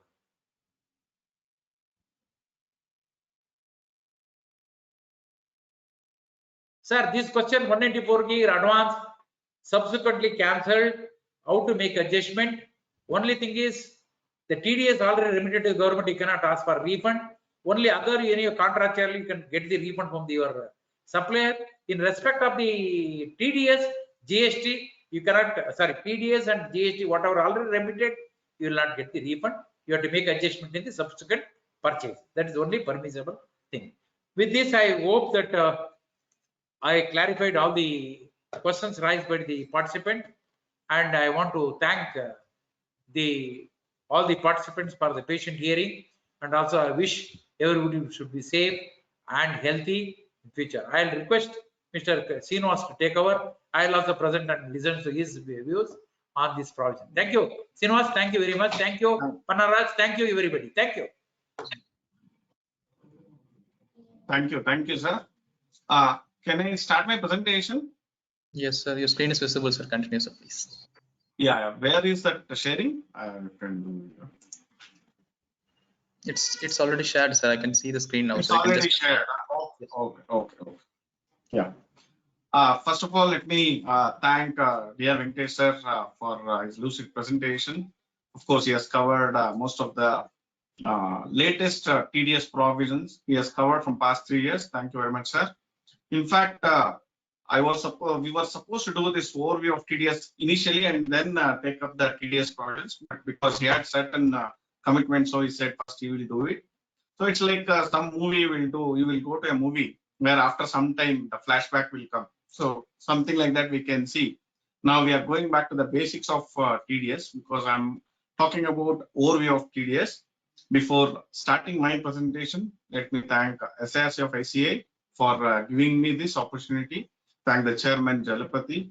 Then we had the secretary Panaraj and also Chagal Reddy for being with us. So what I'm going to cover today is for the next 1 hour 15 minutes, I'll try to complete whatever is possible. I'll start with the introduction, then stages of TDS, then general aspects of TDS and TDS charts. Then we will go to the advanced tax provisions and time permitting procedures under TDS. So once we talk about the introduction of TDS, tax deduction at source, there are 4 letters of English in tax deduction at source. We will take tax, which has been defined under the Income Tax Act. Tax is being defined under section 2, subsection 43 of the Income Tax Act to mean income tax chargeable under the provisions of this act. If you just go to section 2, subsection 43, there are 4 or 5 lines of what you call the definition. But the sum and substance of that definition is tax means whatever the income tax chargeable under the provisions of this Income Tax Act. Then the next word is deduction. Is deduction defined under the Income Tax Act? The answer is no. We have to take the general definition of deduction. It means the act of taking away something from a total, an amount of money. So whenever we are giving certain amounts to somebody, we withdraw certain things or withhold certain amounts, that is called as a deduction. Then comes at source. At source means even at source is not defined under the Income Tax Act. It is the general meaning of that is at the point of origin or issue. When I talk about origin, in Kannada we say Moola. Maybe in Tamil or other languages, you will call it as Moolam, means the origin. So we will say that a saint's origin or reverse origin, it's very difficult to find out. When it comes to income tax, what do we understand by the point of origin? The point of origin under the Income Tax Act is the time a transaction takes place. So the point of origin here is the point of the transaction that happens between two parties. So at the point of origin or issue is a transaction and takes place, that is considered as a point of origin. Then the concept of TDS was introduced with an aim to collect tax from the very source of income. So that's the source I'm talking about at the point of origin itself. And as per this concept, there are two persons. One person is considered called as a deductor, who is liable to make payment of specified nature to any other person, and the other person is called as a deductee. The other person is called as deductee. So whenever a payment is made by the deductor to the deductee, and if that particular payment is subject to TDS, he will deduct that particular amount from the deductee and remit that to the government. So usually when we talk about the Income Tax Act, we say that's a direct tax. It's not an indirect tax, it's a direct tax. When we take the definition of indirect taxes, there it has got a characteristics where it says the shifting the burden of paying the tax can be done under indirect taxes, but not under direct taxes. So if you see any of the indirect taxes, whether it is GST, VAT or service tax, the burden of paying can be shifted from one person to another person. If you apply that particular definition, TDS also will be in the form of an indirect tax, but because it is coming under the direct tax, it will be an Income Tax Act, it will be considered as a direct tax provisions. Moving further, we have section 4, which deals with or talks about the charging section. So section 4 is a charging section under the Income Tax Act, where the central act enacts that income tax shall be charged for any assessment year with respect to every person in respect of the total income of the previous year. So section 4 gives power to charge every person for the income that he earns in a previous year to tax him in the assessment year. So to understand section 4 subsection 1, it means the central act or the Income Tax Act will give powers under this particular section to charge every person who earns income in a previous year to tax him in the assessment year. 4 subsection 2 talks about, 4 subsection 1 says you can charge a particular person. 4 subsection 2 says how to collect that particular tax. So there are 2 modes of collection and recovery of tax that has been charged under 4 subsection 1. Those 2 methods are deduction at source or advance payment. So there are 2 methods of collecting the tax that has been charged under 4 subsection 1. One is that deduct by the way of deduction of tax at source, and the other method is by payment in advance tax. So chapter 17, there is a separate chapter which deals with collection and recovery of tax. Chapter 17 of the Income Tax Act deals with collection and recovery of tax. If you see the structure of chapter 17, we have various headings and these are all the descriptions. And if you see here,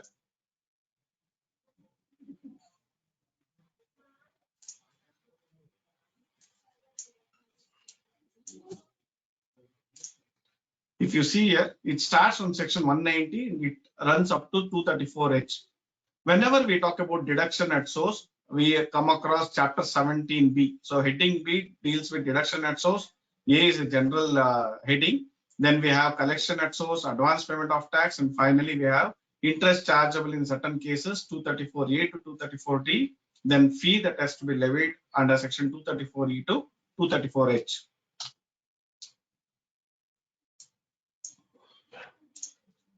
So deduction at source and advance payment, section 190 deals with deduction at source and advance payment. We understood that section 4 subsection 1 says the income earned in a previous year will be subject to tax in the assessment year. But in reality, whatever the tax liability is there, it will not be collected in the assessment year, but it will be collected in the previous year itself.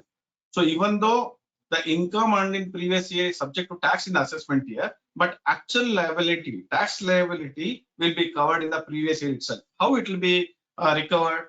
Income tax is recovered from the assessee in the previous year itself through tax deduction at source, tax collection at source, and payment of advance tax. So these are some of the modes where if in the case of an assessee who is earning income in the previous year, majority of his tax liability will be recovered. Even though he will be filing his return or it will be assessed in the assessment year, the tax will be recovered by that particular assessee in the previous year itself in the form of TDS, TCS, and advance tax payment.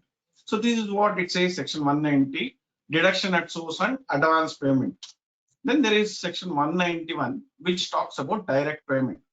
So there are two situations where in case of a person who receives any income in respect of which tax is liable to be deducted, but it is not actually deducted, or in case the person is receiving any income on which tax is not required to be deducted at source. So there are two situations where in first situation, a person is receiving an income on which it is not subject to TDS. So is receiving certain income on which TDS is not applicable. Or the second situation where he is receiving an income, TDS is applicable, but TDS has not been done, means TDS has not been deducted.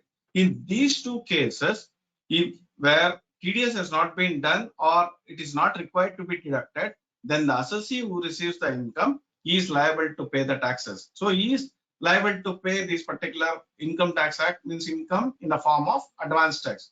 So in view of the provisions of section 191, the proceedings for recovery of tax necessarily had to be taken against assessee whose tax was liable to be deducted but not deducted.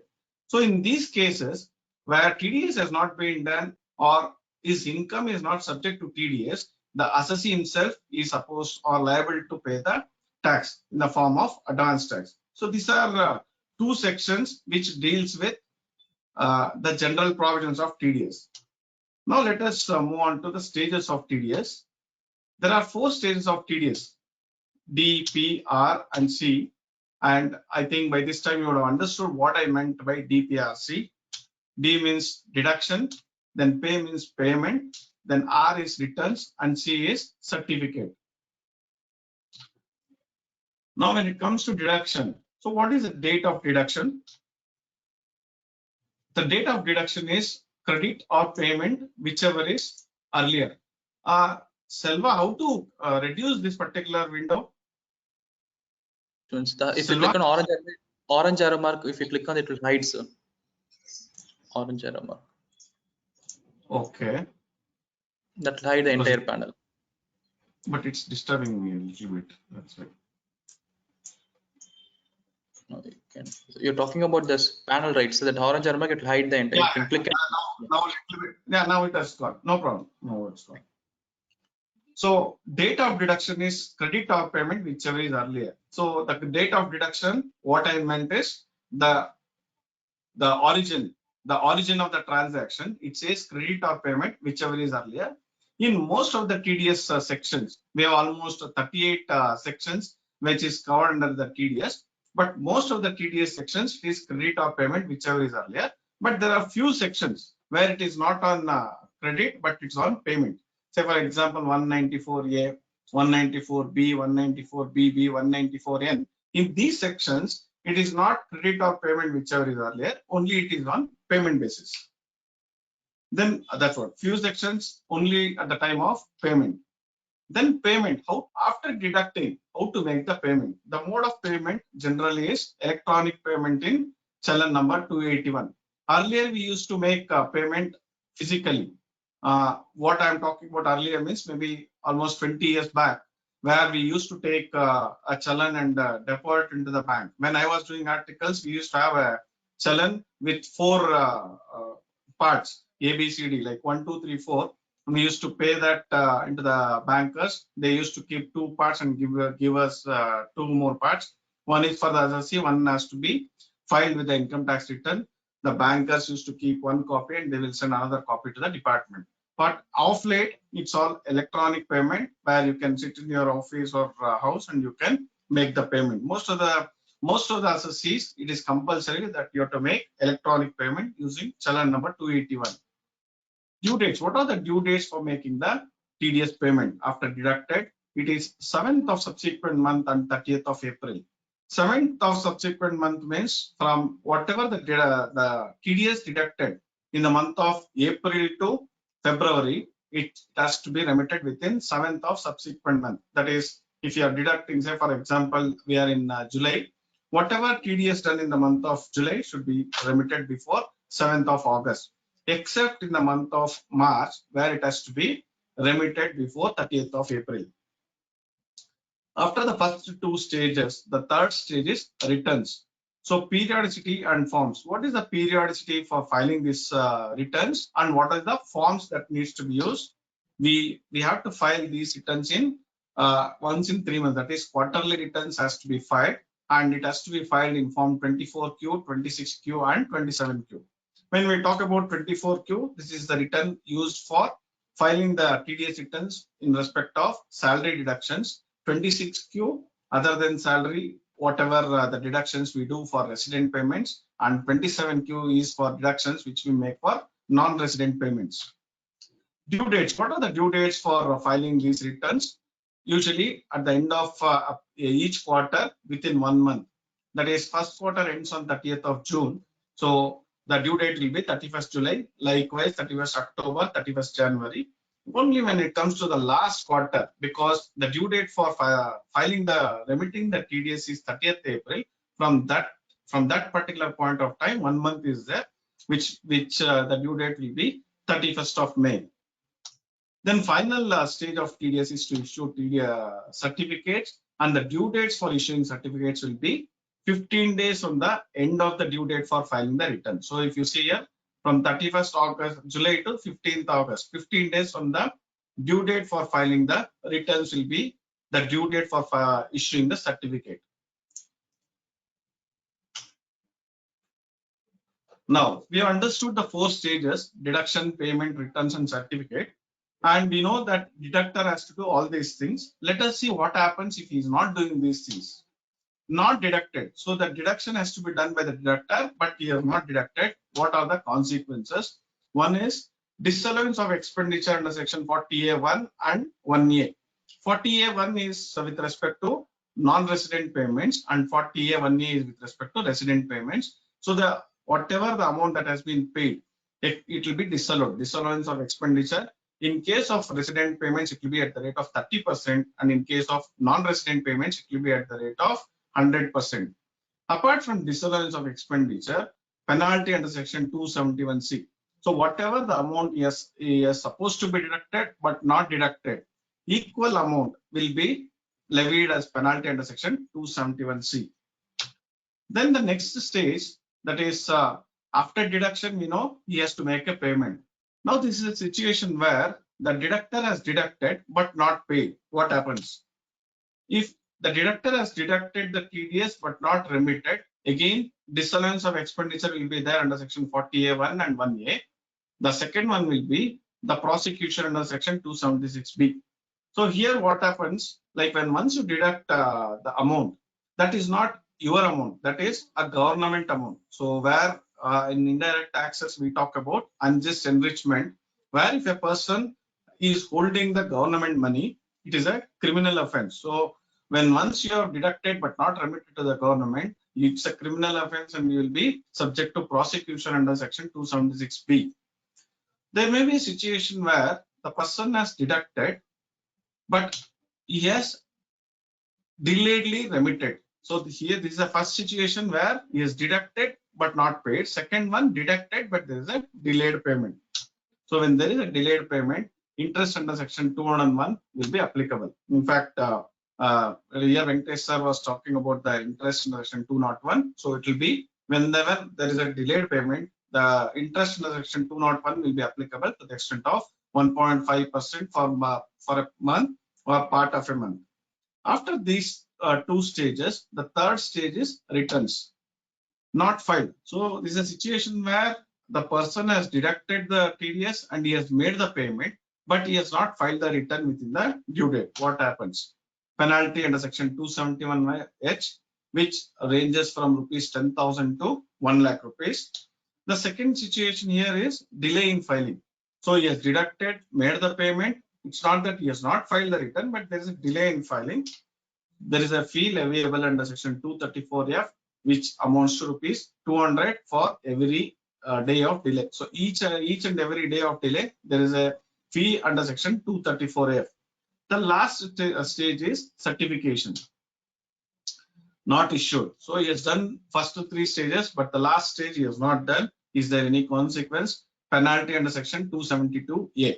So under section 272A, if a person, deductor who has not issued a certificate, or if he has issued a certificate by a delay, there will be a penalty of rupees 100 for each and every day of delay. Say for example, we are talking about the first quarter, where I said by 31st of July, he has to file the returns, and 15th of August, he has to issue the certificate to the deductee.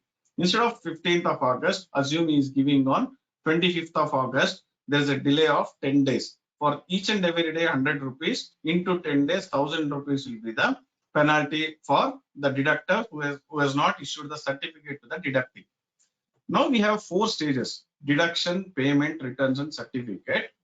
And in this entire TDS provisions, if you analyze the entire TDS provisions, majority of the work or majority of the thing will be with respect to the deductor. He has to do all the activities, or majority, maybe more than 90-95% of the activity under the TDS provisions will be done by the deductor and not the deductee. So deductor has got a pivotal role to execute these provisions or do these particular provisions. When it comes to these 4 stages, deduction, payment, returns, and certificate, I'll say first 2 stages, that is deduction and payment, the deductor has to do with respect to the government. And the next 2 stages, that is returns and certificate, he has to do with respect to the deductee. Why I'm telling that is, say in case a person, deductor, has deducted the TDS and made the payment, for him the expenditure will be allowed. But if he has not filed the returns and will not issue the certificate, the deductee will not get the TDS credit because it will not come in as 26 years. So the first 2 stages is with respect to the government, and the next 2 stages is with respect to the deductee. So if he does these 2 stages, he will be getting this expenditure as allowed. But if he is not filing the returns and not issuing the certificate, then the deductee will not get the TDS credit. Of course, even if a certificate is not issued, should not be a major problem, because once you file the returns, it will go and sit in as 26 years credit. So once you see the stages of TDS, first 2 is with respect to the government and the last 2 is with respect to the deductee. Now, after understanding the stages of TDS, let us try to understand the general aspects of TDS. The sections covered. So sections covered under TDS provisions is from 192 to 196D. Almost 38 sections are there which are covering the TDS provisions. So 38 deductions are there. Then definitions. So respective sections, act and other acts. So when we talk about definitions, there are many definitions which have been defined in these respective sections. Any TDS sections, if you take, there are certain terms which have been defined in the respective sections. But there may be certain sections where there may be certain terminologies which is not defined in the respective sections, but it is defined elsewhere in the act. Say for example, under 194J, if you take, they say the definition of royalty or fees for technical services refers section 9. So certain terminologies will be defined in the respective sections. Certain terminologies will be defined elsewhere in the act. And there are certain terminologies which is not in the respective section, which is not in the act, but it is referred from other acts. So in those cases, they will say as defined under that respective acts. Maybe we may have to see the definition, or we have to take that definition from that respective acts as such. Then rates mentioned in the respective sections except under section 192, 194p, 195. So when we talk about the rates, rate of TDS, most of the sections, if you see 194C, the rates are there, 194H, the rates are there, 194B, 194BB, or 194JI, all those sections, most of the sections, you will find the rates. But there are very few sections, 192, 194P, 195, even in 194A, it talks about rate or rates in force. There are certain sections where the rates are not specified. Otherwise, out of 38 sections, I can say almost 32 to 33 sections, the respective sections, you will find the rate of TDS. Limits. Every section you will have a limit specified in the respective sections, except under section 195. Under section 195, which deals with non-resident payments, there is no limit specified, and from rupee 1, section 195 is applicable. When you are making payment to a non-resident, and if it is some chargeable to tax under the Income Tax Act, then right from rupee 1, it is subject to TDS. There is no limit specified under section 195 as such. Then the payer status. So whether payer status is relevant when we do the TDS, the answer is not very relevant, because nature of payment is relevant rather than the status of the payer. So what you are making, the nature of payment, whether it is covered under any of the provisions or any of the sections of TDS, has to be considered rather than the person who is making the payment. So in most of the cases, the nature of payment is relevant. Maybe certain sections are there like 194A, 194C, 194H, 194I, and 194J, where if he is an individual or a HF and his turnover in the previous year from business is less than 1 crore, he need not do TDS in the subsequent year. So in those certain situations, the payer status is relevant. Otherwise, in most of the situations, nature of payment is relevant rather than the status of the payer. Then coming to the payee status, whether payee status is very relevant, type of person and residential status of person. There are two things when I talk about payee status. One is type of persons. We know persons are defined as section 2, subsection 31, which includes individual, HF, firm, companies, and other type of persons. Whether the type of persons is relevant, yes, for few sections it is relevant. Say section 194C, it says non-corporates it is 1% and corporates 2%, or individuals and HF 1%. Other than those people, it will be deducted at 2%. So in those specific sections, there are 4 or 5 sections where it talks about individuals and other than individuals. In that cases, type of person is relevant. The second most thing is residential status of person. This is also very relevant, because depending upon the nature of payment, if you are making to a resident, certain sections will be applicable. If you are making the similar payment to a non-resident, the different sections will be applicable and different provisions will be applicable. So the residential status of a person, the payee status, that is residential status of a person, is very important when you make a TDS deduction. Then deduction, as already said, on credit to the account of payee or payment, whichever is earlier, except in few cases. The basis of deduction, whether TDS is done on gross amount, excluding GST and other taxes, the answer is yes. You have to take, you have to do TDS only on the gross amount, excluding GST and other taxes, because GST is not the income of the recipient. It is only he is collecting on our behalf and he is remitting those taxes to the government. Usually we will not do TDS on GST and other taxes. Lower deduction, whether a payee can apply for lower deduction. Yes, payee can apply for nil or lower deduction of TDS under section 195 and 197. For all the resident payees can apply under 197. But in case of non-resident payee, means the recipient is a non-resident, there is a provision under section 195 subsection 3, where the non-resident payee also can apply for lower deduction apart from under section 197. What are the privileges? Whether there are any privileges that has been given in the Act? Yes, there is one, section 197A, where there are certain privileges given to senior citizens and persons having less income. Persons having less income means whose income or taxable gross total income is less than 2.5 lakhs. That is the basic minimum exemption. So those persons who are having income for less than 2.5 lakhs, there are certain privileges. Privileges meaning if they have certain income like interest income, they can file form 15G and 15H to the bankers and they can get no TDS. On that particular interest, they can file this form 15G and 15H and ask for non-deduction of TDS. Similarly, in case of senior citizens, even though they have income exceeding the taxable income, that is exceeding the basic exemption limit, that is 2.5 lakhs, but finally they don't have tax liability, assuming that a senior citizen is getting 5 lakh rupees of what you call this interest income, but because there is a 87A rebate is applicable, up to 5 lakhs, there won't be any tax liability. In case of senior citizens, even though their income is exceeding basic exemption limit, but there is no tax liability, they can also file form 15G and 15H and get a privilege of non-deduction of TDS. Apart from this, there are certain circulars issued under 197A where certain persons are excluded from and for TDS. Say for example, one of the circulars says a person whose income is completely exempted under section 10, there is no need for TDS. So we were talking about one question was there under 194Q.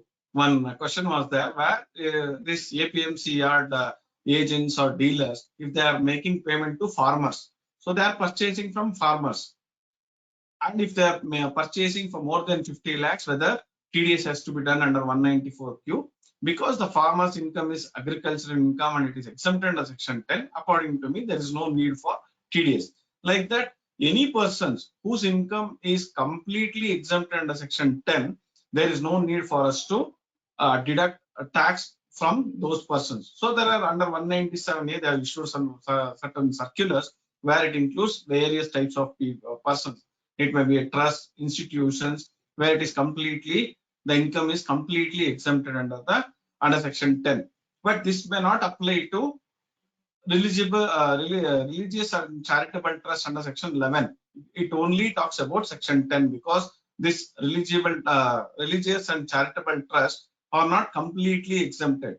Subject to certain conditions only, they are exempted under section 11.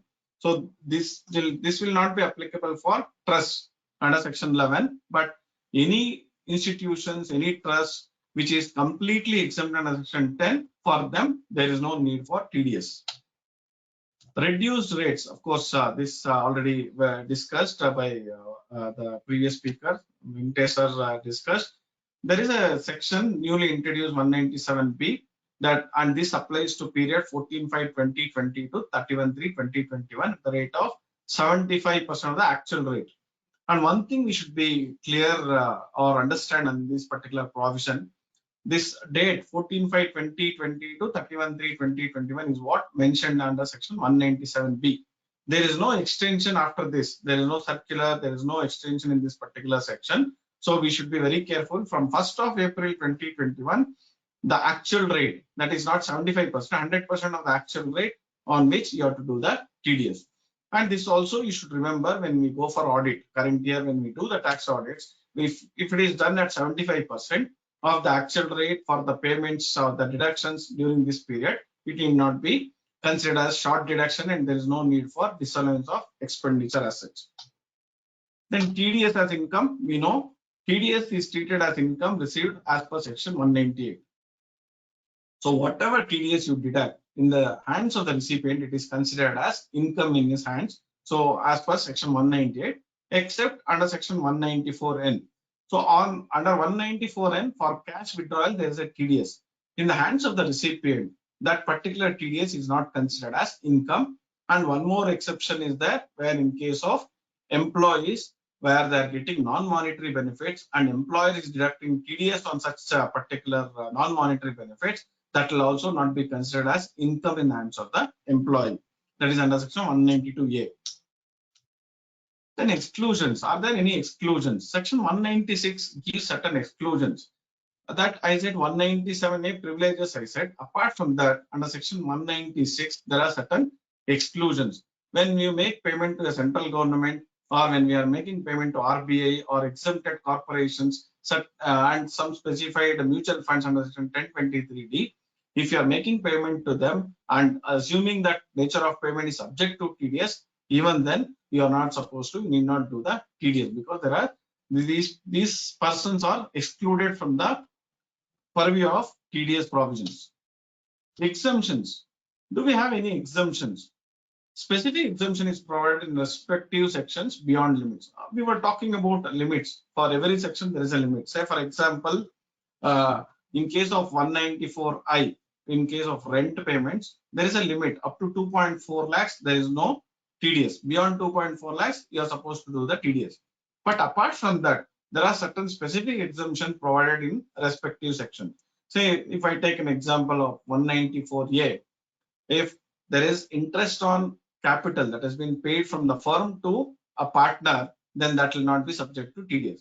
Even dear Venkatesh sir was talking about cooperative societies, where if the interest is paid from cooperative societies to the members, subject to certain limits, it is exempted. So every section, it's not, it need not be every section. There are certain sections where some specific exemption is provided. So in case of 194C and 194J, where the assessee is using a particular services for his personal use, then that will not be subject to TDS. Exempted persons, they need to deduct tax if they are making payment to others. The exempted persons can take an example of trusts which are exempt under section 11. If they are making payment to others, whether they have to do TDS, the answer is yes. They have to obtain a TAN number and they have to do TDS when they make that particular nature of payment is subject to TDS, which has been made by the trust to others, they have to do TDS. Advance payment, yes, if the end payment is subject to TDS, then yes, you have to make TDS on the advance payments. Capital expenditure also is applicable if the nature of payment is subject to TDS. So there may be situation, it's not that only for revenue expenditure TDS is applicable, even for capital expenditure TDS is applicable. Depending upon the nature of payment, it is subject to TDS. Punishments of not doing all these things, we have understood as of now: disallowance, interest, fee, penalty, and prosecution, depending upon the type of the type of the thing which has not been done by the deductor, the offense that has been done by the deductor. Sales, whether sales is subject to TDS. Expenses were under the TDS. All these years, maybe before 1 or 2 years, whatever the TDS provisions, we have understood only with respect to the expenses. Now expenses were under TDS. Now sales is also under TDS under section 194O. Like e-commerce operator and e-commerce participant, when they are doing, it is on the gross value of goods and services that TDS will be done under 194O. Even sales has come under the purview of TDS. Purchases, whether purchases was under TDS, earlier it was not there. Now with the introduction of section 194Q, certain purchases is also subject to TDS. Certain purchase meaning we know what are the conditions is applicable under section 194Q. So certain purchases is also subject to TDS under section 194Q. Then personal use. Earlier I said under 194C and 194J, if a person is using for personal use, there was no TDS. Now with the introduction of 194M, 194 IEA, 194 IB, this personal use also is coming to TDS provisions. Amount spent on personal use was not under TDS. Now with 194M and even 194 IB, that also will be under the provisions of TDS. Cash withdrawal. Earlier cash withdrawal was not under TDS. Now withdrawing cash from own account, TDS under section 194M. So one thing I would like to say, like in fact we did one program in Bangalore called as Revisit Income Tax Act. So now it is very apt to revisit Income Tax Act, because what the income tax we understood, what the law we understood maybe 5 years back, there is a dramatic change in the Income Tax Act. So we have to revisit Income Tax Act. If we have certain vision of income tax, this is how it works, this is how the department works, everything has changed. Earlier we were supposed to go to department for each and every filing. Now everything has become online, faceless assessment, faceless appeals, faceless penalties, and there are almost 20 types of activities which are faceless now. So we have to understand income tax in a different way, or we have to learn, unlearn and relearn the Income Tax Act in entirety. Joint pays. If shares are determinate, TDS to be done separately. Where we get this joint pays or joint owners? One is with respect to the investments, that is fixed deposits. You will have two holders, first holder and second holder, and second one will be with joint co-owners of a property. So wherever you have a shares determined of each and every co-owners, it's always better to take TDS separately. Otherwise, the other persons will not get the TDS credit. Death of a payee. In case of death of a payee, say suppose a person dies in between the year, then TDS can be obtained in the name of legal representatives. Now coming to the rules, some of the important rules. Rule 28, 30, 31A, 31 and 37BB. Rule 28 talks about applying for nil or lower deduction of TDS under 197. 30 is for payment of, it deals with payment of TDS deducted. 31A, filing of returns. 31, issuing of the certificates. 37BB talks about provisions related to non-resident payments. So some of the important forms. Form 13 to be used to apply under section 197 for lower deduction of TDS. This form 16, 16A, 16B, 16C and D are the certificates that needs to be issued. 15CA, CB is for what you call this non-resident payments. 15CA and 15CB, the information to be furnished. 24Q, 26Q and 27Q, we have already analyzed that. How the operations takes place. E-payment, e-filing and e-certificate. As I said, most of the operations now is on electronic mode. So we may have to pay the tax or electronic mode. You have to file the returns in electronic mode and issue the certificates in electronic mode. So most of the operations are electronic modes. Surcharge and cess. Whether surcharge and cess has to be added. For payment to non-residents, tax to include surcharge and cess. But when we are making TDS payment to residents, there is no need for adding that particular surcharge and cess. Say for example 194J, if you are making payment to any person who is liable for TDS under section 194J, the rate will be 10%. For that we need not add surcharge and cess, but at the same time, if you are making payment to a non-resident, that needs to be added or increased by surcharge and cess. Foreign payments. So in case of non-resident, there will be we may have to pay in foreign currency. How to convert that? So usually when we are dealing with non-residents, they will send an invoice in those currencies. Like say suppose we have a dealer from Singapore, he will send us the invoice in Singapore dollars. If he is from Australia, he may send in Australian dollars, or from USA, US dollars. That needs to be converted into Indian rupees while accounting and also deducting TDS. So how to do that? We may have to refer Rule 26 and Rule 115. It talks about the date on which you have to take the foreign exchange rate, and usually it talks about SBI TT buying rate.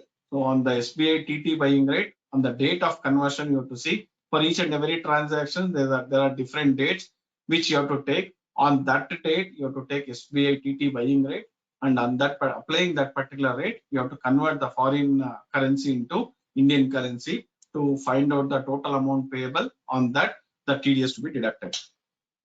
Then other income. In case of TDS, whenever the deductor is making a payment to a deductee, the amount that he pays, on that amount only he has to do the TDS.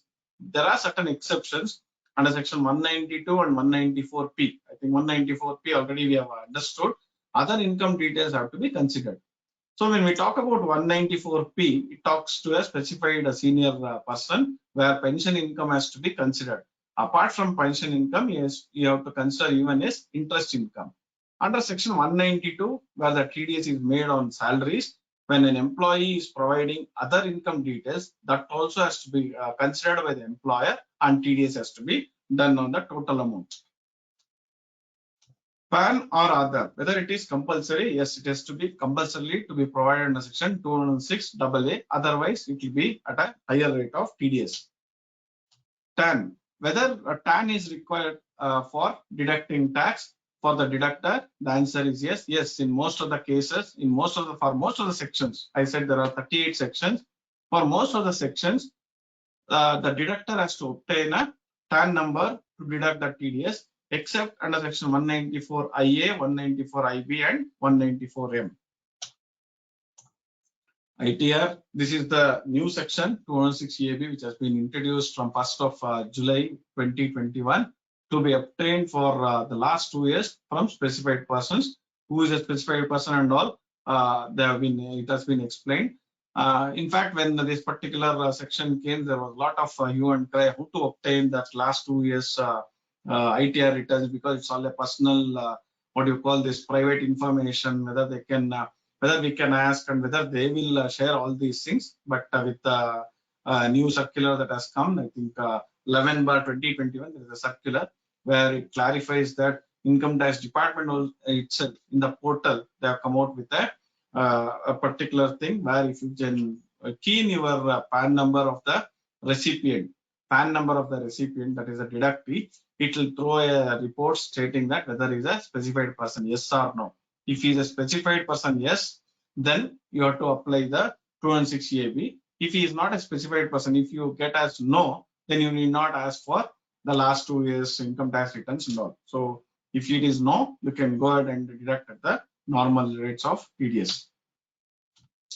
So jurisdiction of deductor to be considered for TDS. So what is the jurisdiction you should take? Whether you should take the jurisdiction of the deductor or the jurisdiction of the deductee? The answer is you have to take the jurisdiction of the deductor. Otherwise, you cannot take jurisdiction of deductee, because deductor will be one, deductee will be n number of people. So we cannot go and do the filings in the jurisdiction of the deductee. So whenever the deductor is doing, so we have to consider the jurisdiction of deductor. Then rounding off.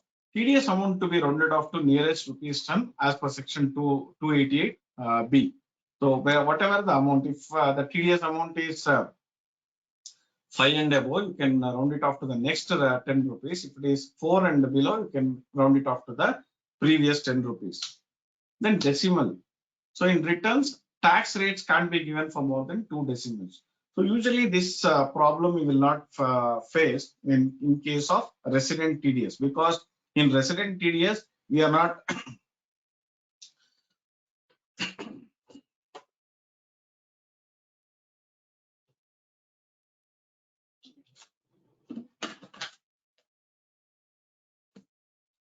in resident TDS, we don't have this problem of decimal points, because we are deducting at the specified rate.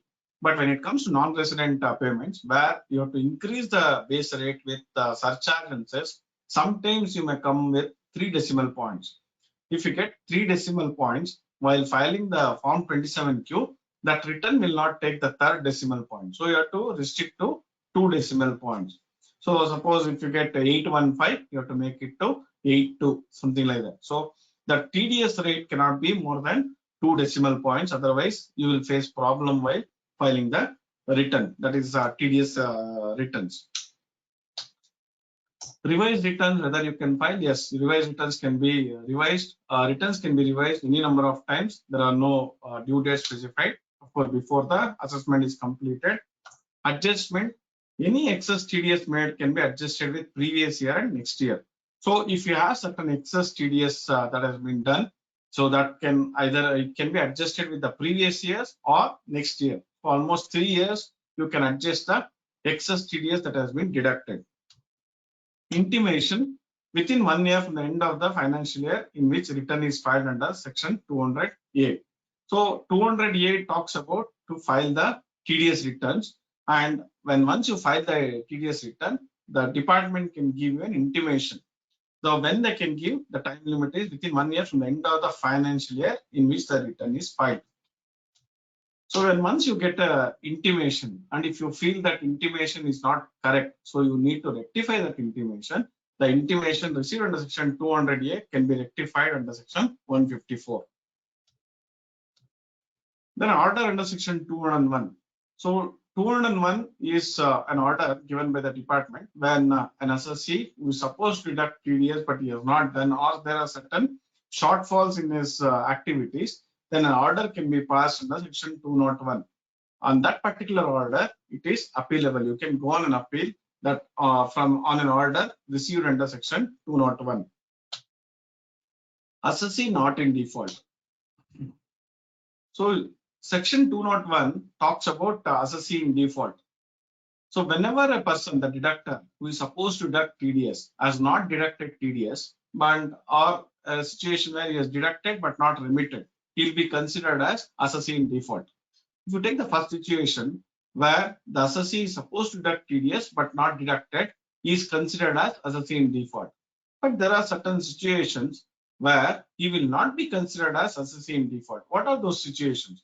So let us take an example where the deductor has made a payment to a deductee without deducting TDS. Entire amount he has paid to the deductee.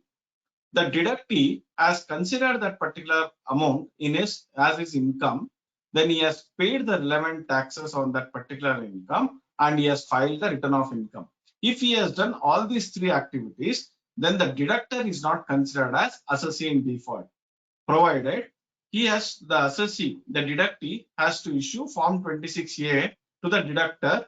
This Form 26A should be certified by a chartered accountant. If the deductor gets Form 26A from the deductee, in which he states that he has considered the entire income, he has paid the relevant taxes, and he has filed the return of income, then the person who has not deducted TDS will be considered as assessee not in default.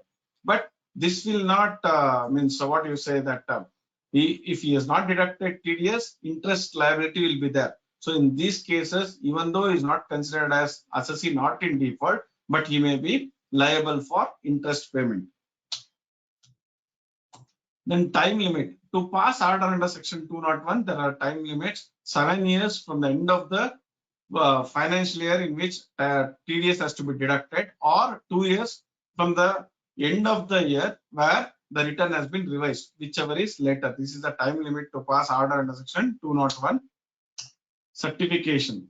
Is there any certification required for TDS with respect to resident payments? The answer is no. Only for non-resident payments, certification is required in Form 15CB.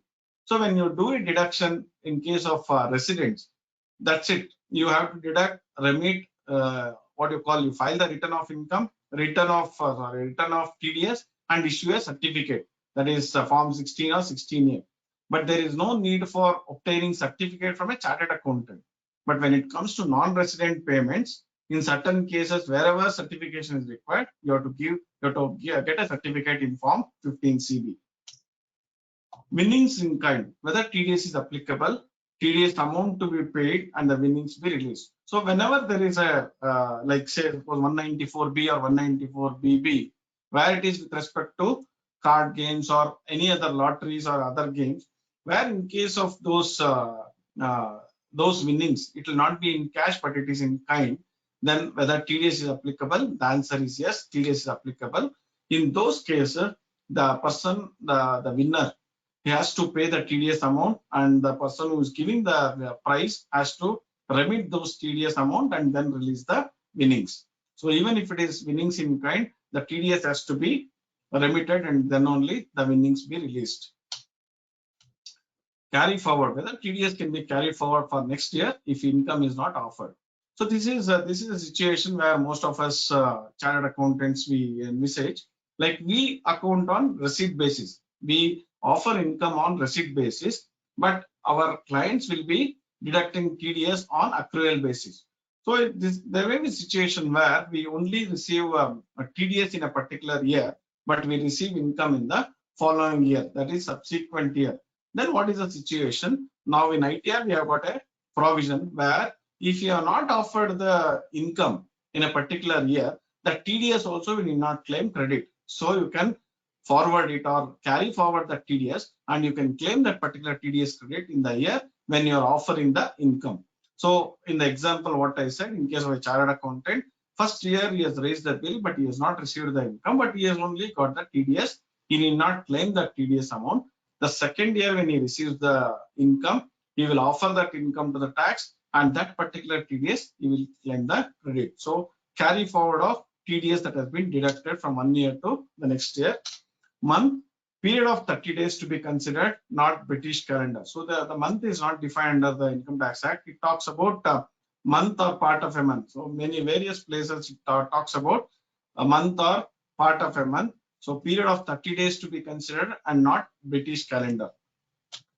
Check payment. As I said, most of the TDS payments will be in electronic mode, but still there are certain cases where you can go and remit the TDS into the bank. Means you can take the 281 challan and issue a check to your bankers for making the tax payment.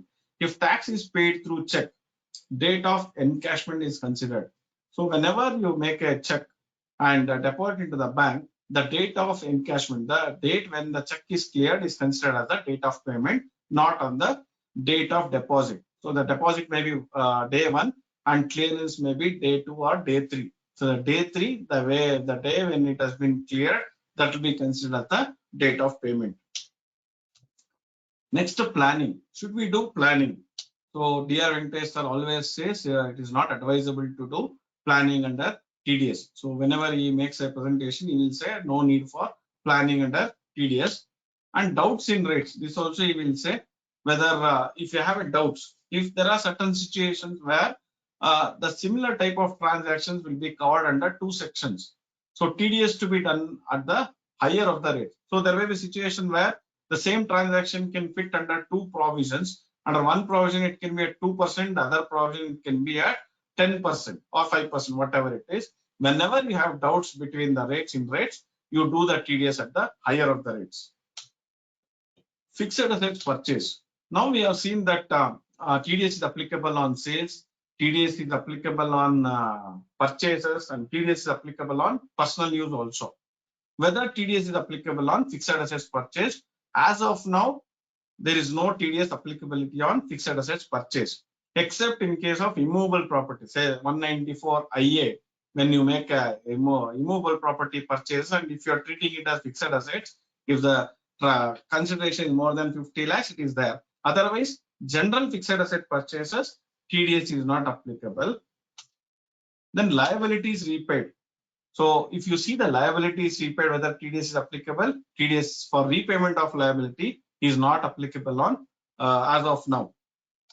So what is the contribution of TDS? As I said in the initial, 4 subsection 2 talks about collection and recovery of tax.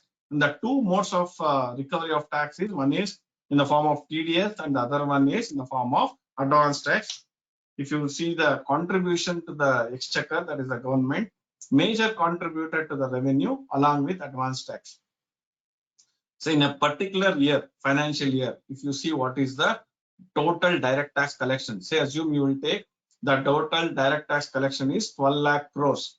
And in that, if you see what is the amount that you have received in the form of TDS and advance tax, according to me, it should be more than 75 to 80%. So that will be the major contributor. Apart from advance tax and the TDS, what is the other mode of payment? It will be through self-assessment tax or whatever the prepaid taxes that you pay.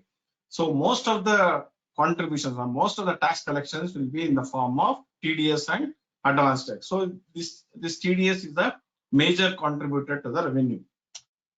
Then scope for expansion. Do we have any scope for expansion? According to me, yes.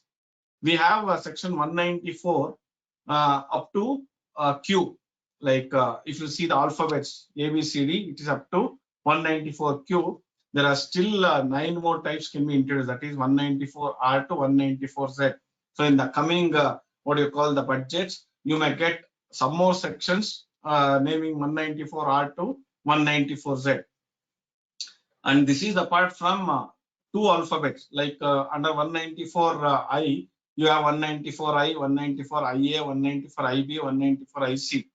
Similarly, 194 L, LA, LAAB, something like that is there. So apart from that, in general alphabets itself, still 9 types are available. So there may be chances to introduce more provisions on TDS. And if you take a financial statement, income, expenditure, assets and liabilities, there may be certain items which are not covered under TDS. Slowly they may cover each and every item under the financial statements under the net of TDS. So these are the general aspects of TDS I thought I will share with all of you. Now this is a TDS chart. I just prepared the chart where the TDS rates ranges from 0.1% to 30%. These are all the sections. And there are 192 and 194P talks about the slab rate. So for the deduction under salary and 194P, you have to apply the slab rate, and for 195 you have to apply the applicable rates. Then this is a reduced rate applicable for deductions made from 14.5 to 31.3. This is the actual rate, and this is at the rate of 75%.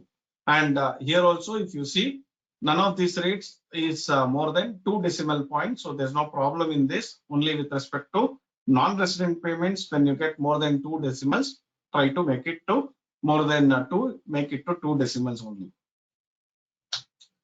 Then these are all the forms that needs to be issued by the deductor, form 16, 16A, B, C, D, and the various sections. When I share this particular presentation, you can go through this. Then advance tax. Let me take a few minutes on advance tax. Tax shall be payable in advance as per the provisions of section 208 to 219 in respect of total income of the assessee, which would be chargeable to tax in the assessment year. We know that income of previous year is subject to tax in the assessment year. So an individual resident in India need not pay advance tax if he does not have any income chargeable under the head profits and gains of business or profession and is of the age of 60 years or more at any time during the previous year. So any person who is a senior citizen, we know there are classifications, the ordinary residents, senior citizen aged 60 years and above, super senior citizens aged 80 years and above, and now we have something called special senior citizen aged 75 years and above.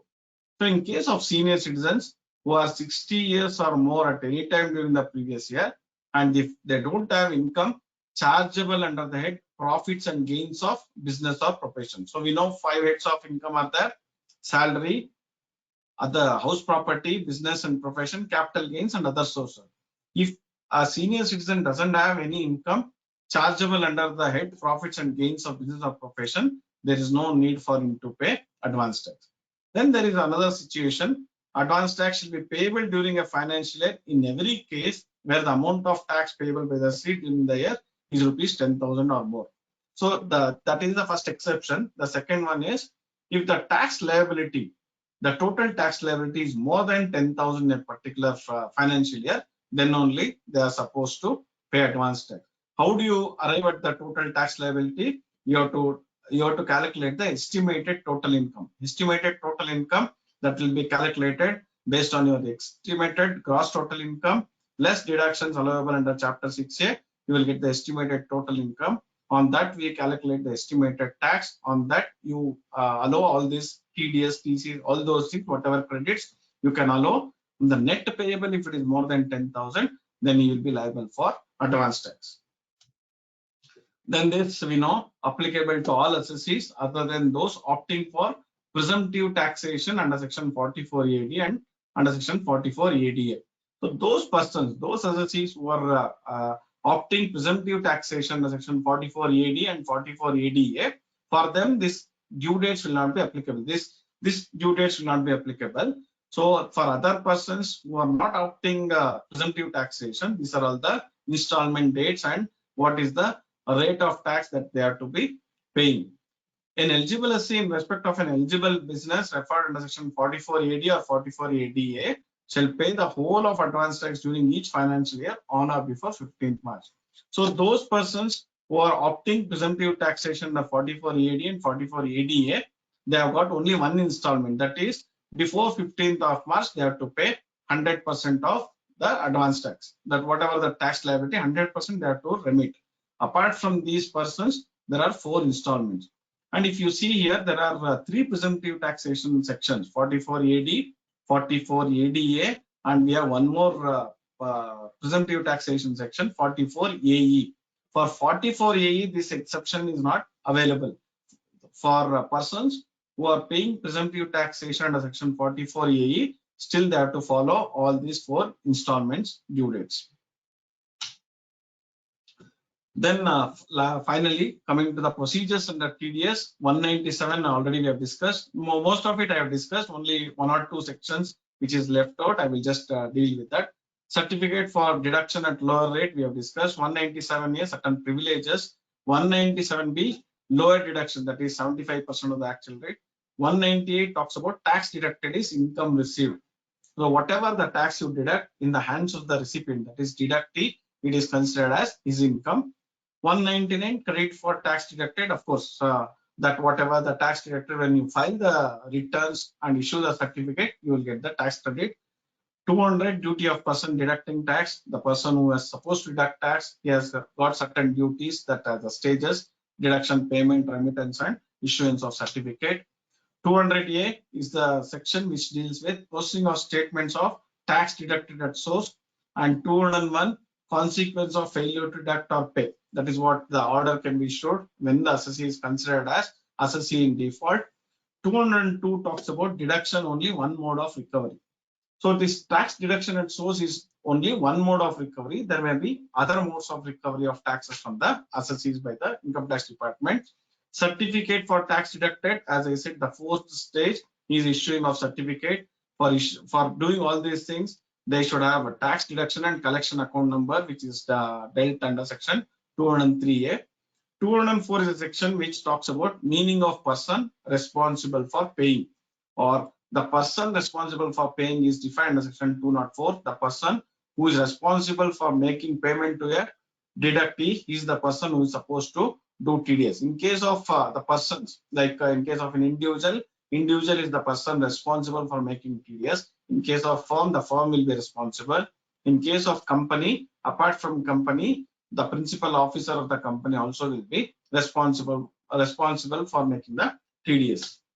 Then 205 is one section which talks about bar against direct demand on assessee. So this one we have to understand. Section 205, which talks about bar against direct demand on assessee.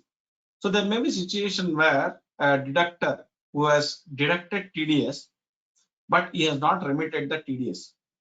Or there may be a situation where he has deducted, remitted, but not filed the return. Whether the income tax department can come on the assessee and ask for a demand, or whether they can come and recover the taxes from the assessee. So section 205 says, where the deductor who is supposed to deduct TDS has deducted, but he has not remitted, then the department cannot go on the assessee and recover that particular tax. But this when happens, when these type of situations arise, so this can arise only when an employer deducts TDS, but he has not remitted the TDS, and the employee has got proper evidence that TDS has been deducted but not remitted. In those cases, applying section 205 can still fight with the department stating that it is not my liability, please recover this TDS amount or tax amount from the deductor.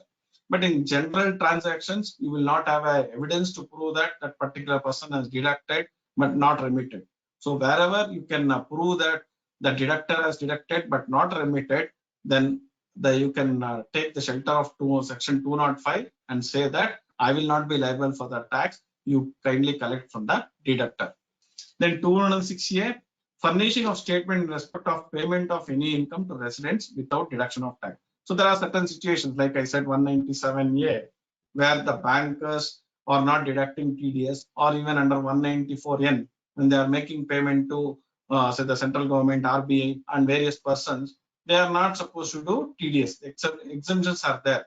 In those cases, at the end of the year, 206A says those persons have to file a statement to the income tax department. Then 206AA and 206AB, these are all the provisions, special provisions. 206AA, requirement to furnish permanent account number, and 206AB, special provision for deduction of tax at source for non-filers of income tax returns. It talks about non-filers of income tax returns, and while selecting the year, it says 139(1) due date, where the persons, the years that you have to select is those years where 139(1) due date has expired. Okay, so it only 206AB only deals with non-filers of income tax return. It doesn't mean that non-filers of income tax return before 139(1) due date. So any person who has filed within the previous year, he will also not be considered a specified person. So these are some of the things I thought I will share with the overview of TDS. I thank you. Here I come to the end of my presentation. I thank once again SIRC for giving me this opportunity, and thank each and every one of you for giving me a patient listening. Thank you, sir. If there are any questions, I can. Yeah, questions, sir. Just share my. So from 14th. Okay.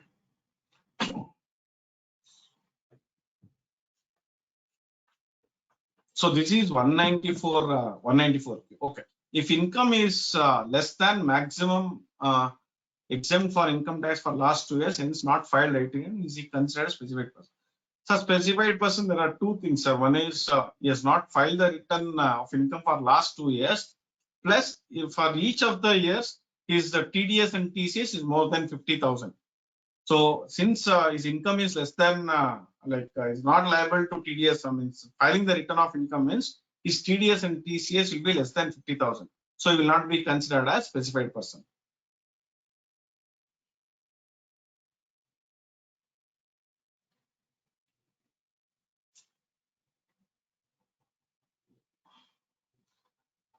This was already clarified. Could you please clarify the TDS applicability on electricity charges? Is it applicable when paid directly to electricity board? EB means electricity board is what is. This was already clarified by Venkatesh sir. So when you are making payment to the usage of units, there is no need for TDS. What I said is, like in case of generation of electricity, you are purchasing electrical units, that is considered as goods. So when one company is purchasing the electricity units from another company, where it is generating the electricity, that is considered as goods, and there it is applicable for TDS. In this case, it is not applicable for TDS. While purchasing a property valued at rupees 60 lakh, sale is registered in the name of husband and wife, sharing each 50%. Each value comes at whether TDS to be made or not. Please advise. See, this is 194 IA situation where it talks about more than 50 lakhs. This is applicable. If you go with the strict interpretation of the law section, it may not be required. But when once you go for what you call this registration, the registrar will say, kindly get me the certificate. And this is 1% what you are supposed to do. And that also will be his income, means he can take credit, the seller. So it's always advisable where the value is more than 60 lakhs, kindly do the TDS number 194 IA. Whether the purchaser of, next question, whether the purchaser of an immovable property building is from an NRI required to deduct TDS section 194 LEA or some other section, the consideration is exceeding INR more than 5 million. Okay. Immovable property is from an NRI, section 195 is applicable, not 194 LEA, it is 194 IA. So when you are making a purchase from a non-resident, section 195 is applicable, and there is no limits under 195. As I said, right from rupee 1, you are supposed to do TDS. Next question, sir, whether has to deduct TDS on interest payment made to private financial institution providing loan for purchase of vehicles? The answer is yes, sir. You have to do the TDS for private financial institutions. If it is what do you call this? The banks, the private sector banks, for them it is not required. But other than private sector banks, private financial institution, you have to do TDS on interest payment. Sir, assessee wrongly paid the TDS commission twice. He got other TDS liability. Can he transfer the payment for TDS paid on commission? Can the excess payment be treated the transfer for contract service? Sir, with that particular circular which says you can adjust the TDS, excess TDS, if you have done a wrong TDS, or if you have done deducted twice, you can revise that return. Say for example, in your case, I'm saying where you are supposed to deduct TDS, you have made a commission of 10,000, 5% TDS on commission, you have deducted, say 10%, let us take for example, you have made 50,000, 10% is 5,000. By mistake, you have made a TDS of 10,000 twice. Then you can revise that particular TDS return, TDS statement, then you will get excess 5,000, which can be adjusted for other payments. And this adjustment can be done not only for the current year, for the previous year also and the next year also. So there's no problem now. Is there an option to avail condonation of delay and avoid 234F fee in case of delay on account of genuine reasons? Okay. Genuine reasons you have to try, otherwise there is no option. Fee is you have to pay to 200 rupees fee. If still you have a genuine reasons where you can exhibit that you are not in a position to file the return, there may be chances you can get a relief for 234F fee. Say suppose now in this pandemic somebody has got COVID and he was hospitalized and he was not in a position to come out of the hospital, maybe he was in ICU. Those situations, if you can give, then there may be chances that you will get a relief for 234F fee.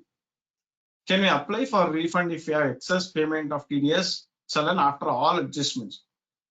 Sir, refund.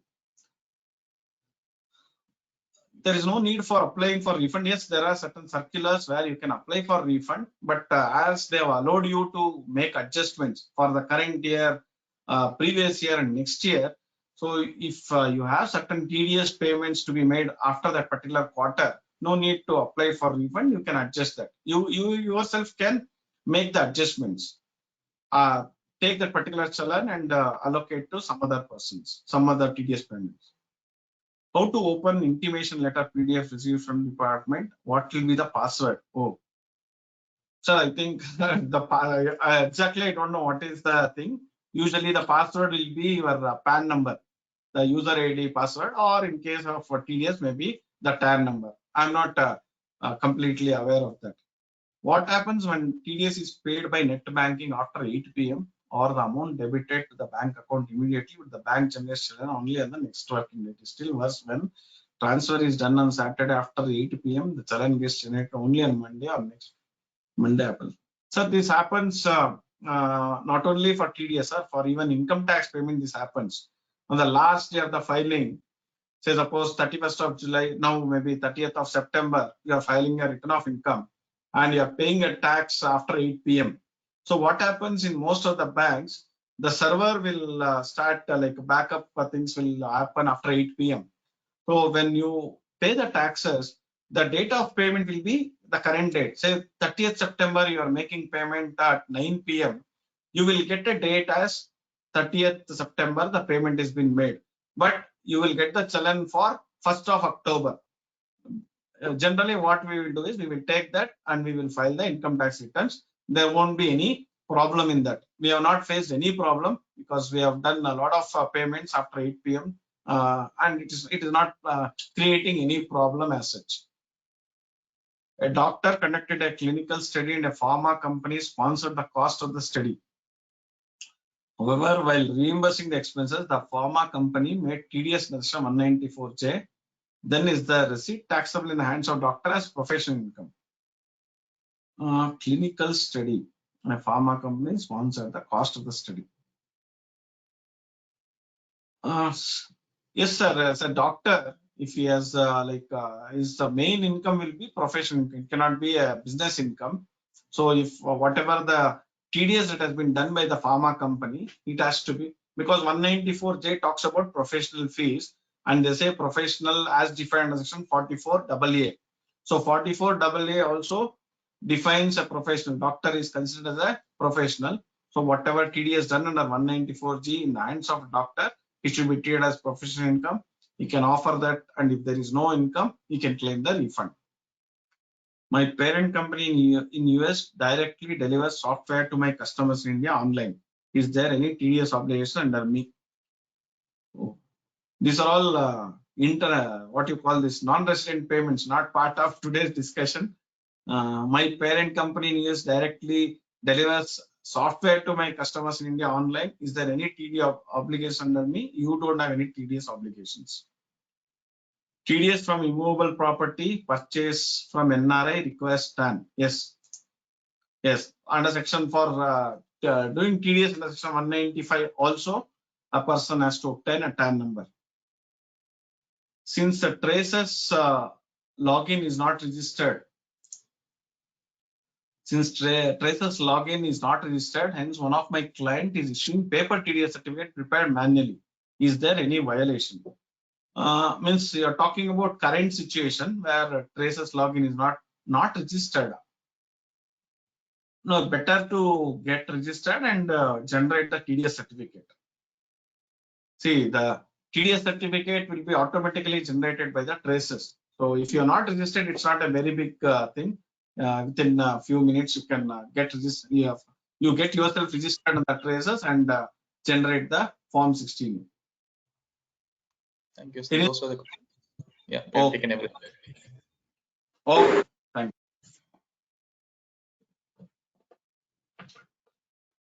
you. Yes. Yes, sir. Thank you very much. Thank you. It was a marathon 3-hour session between two, and because you have covered almost all the sections, I think it was a good revision for the members and also updation of the changes.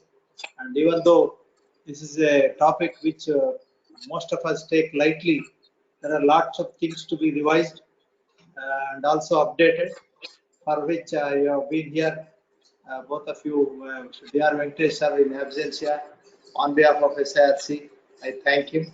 And also, I thank you, Cotha Srinivas sir, for your time and your efforts on behalf of the SIRC.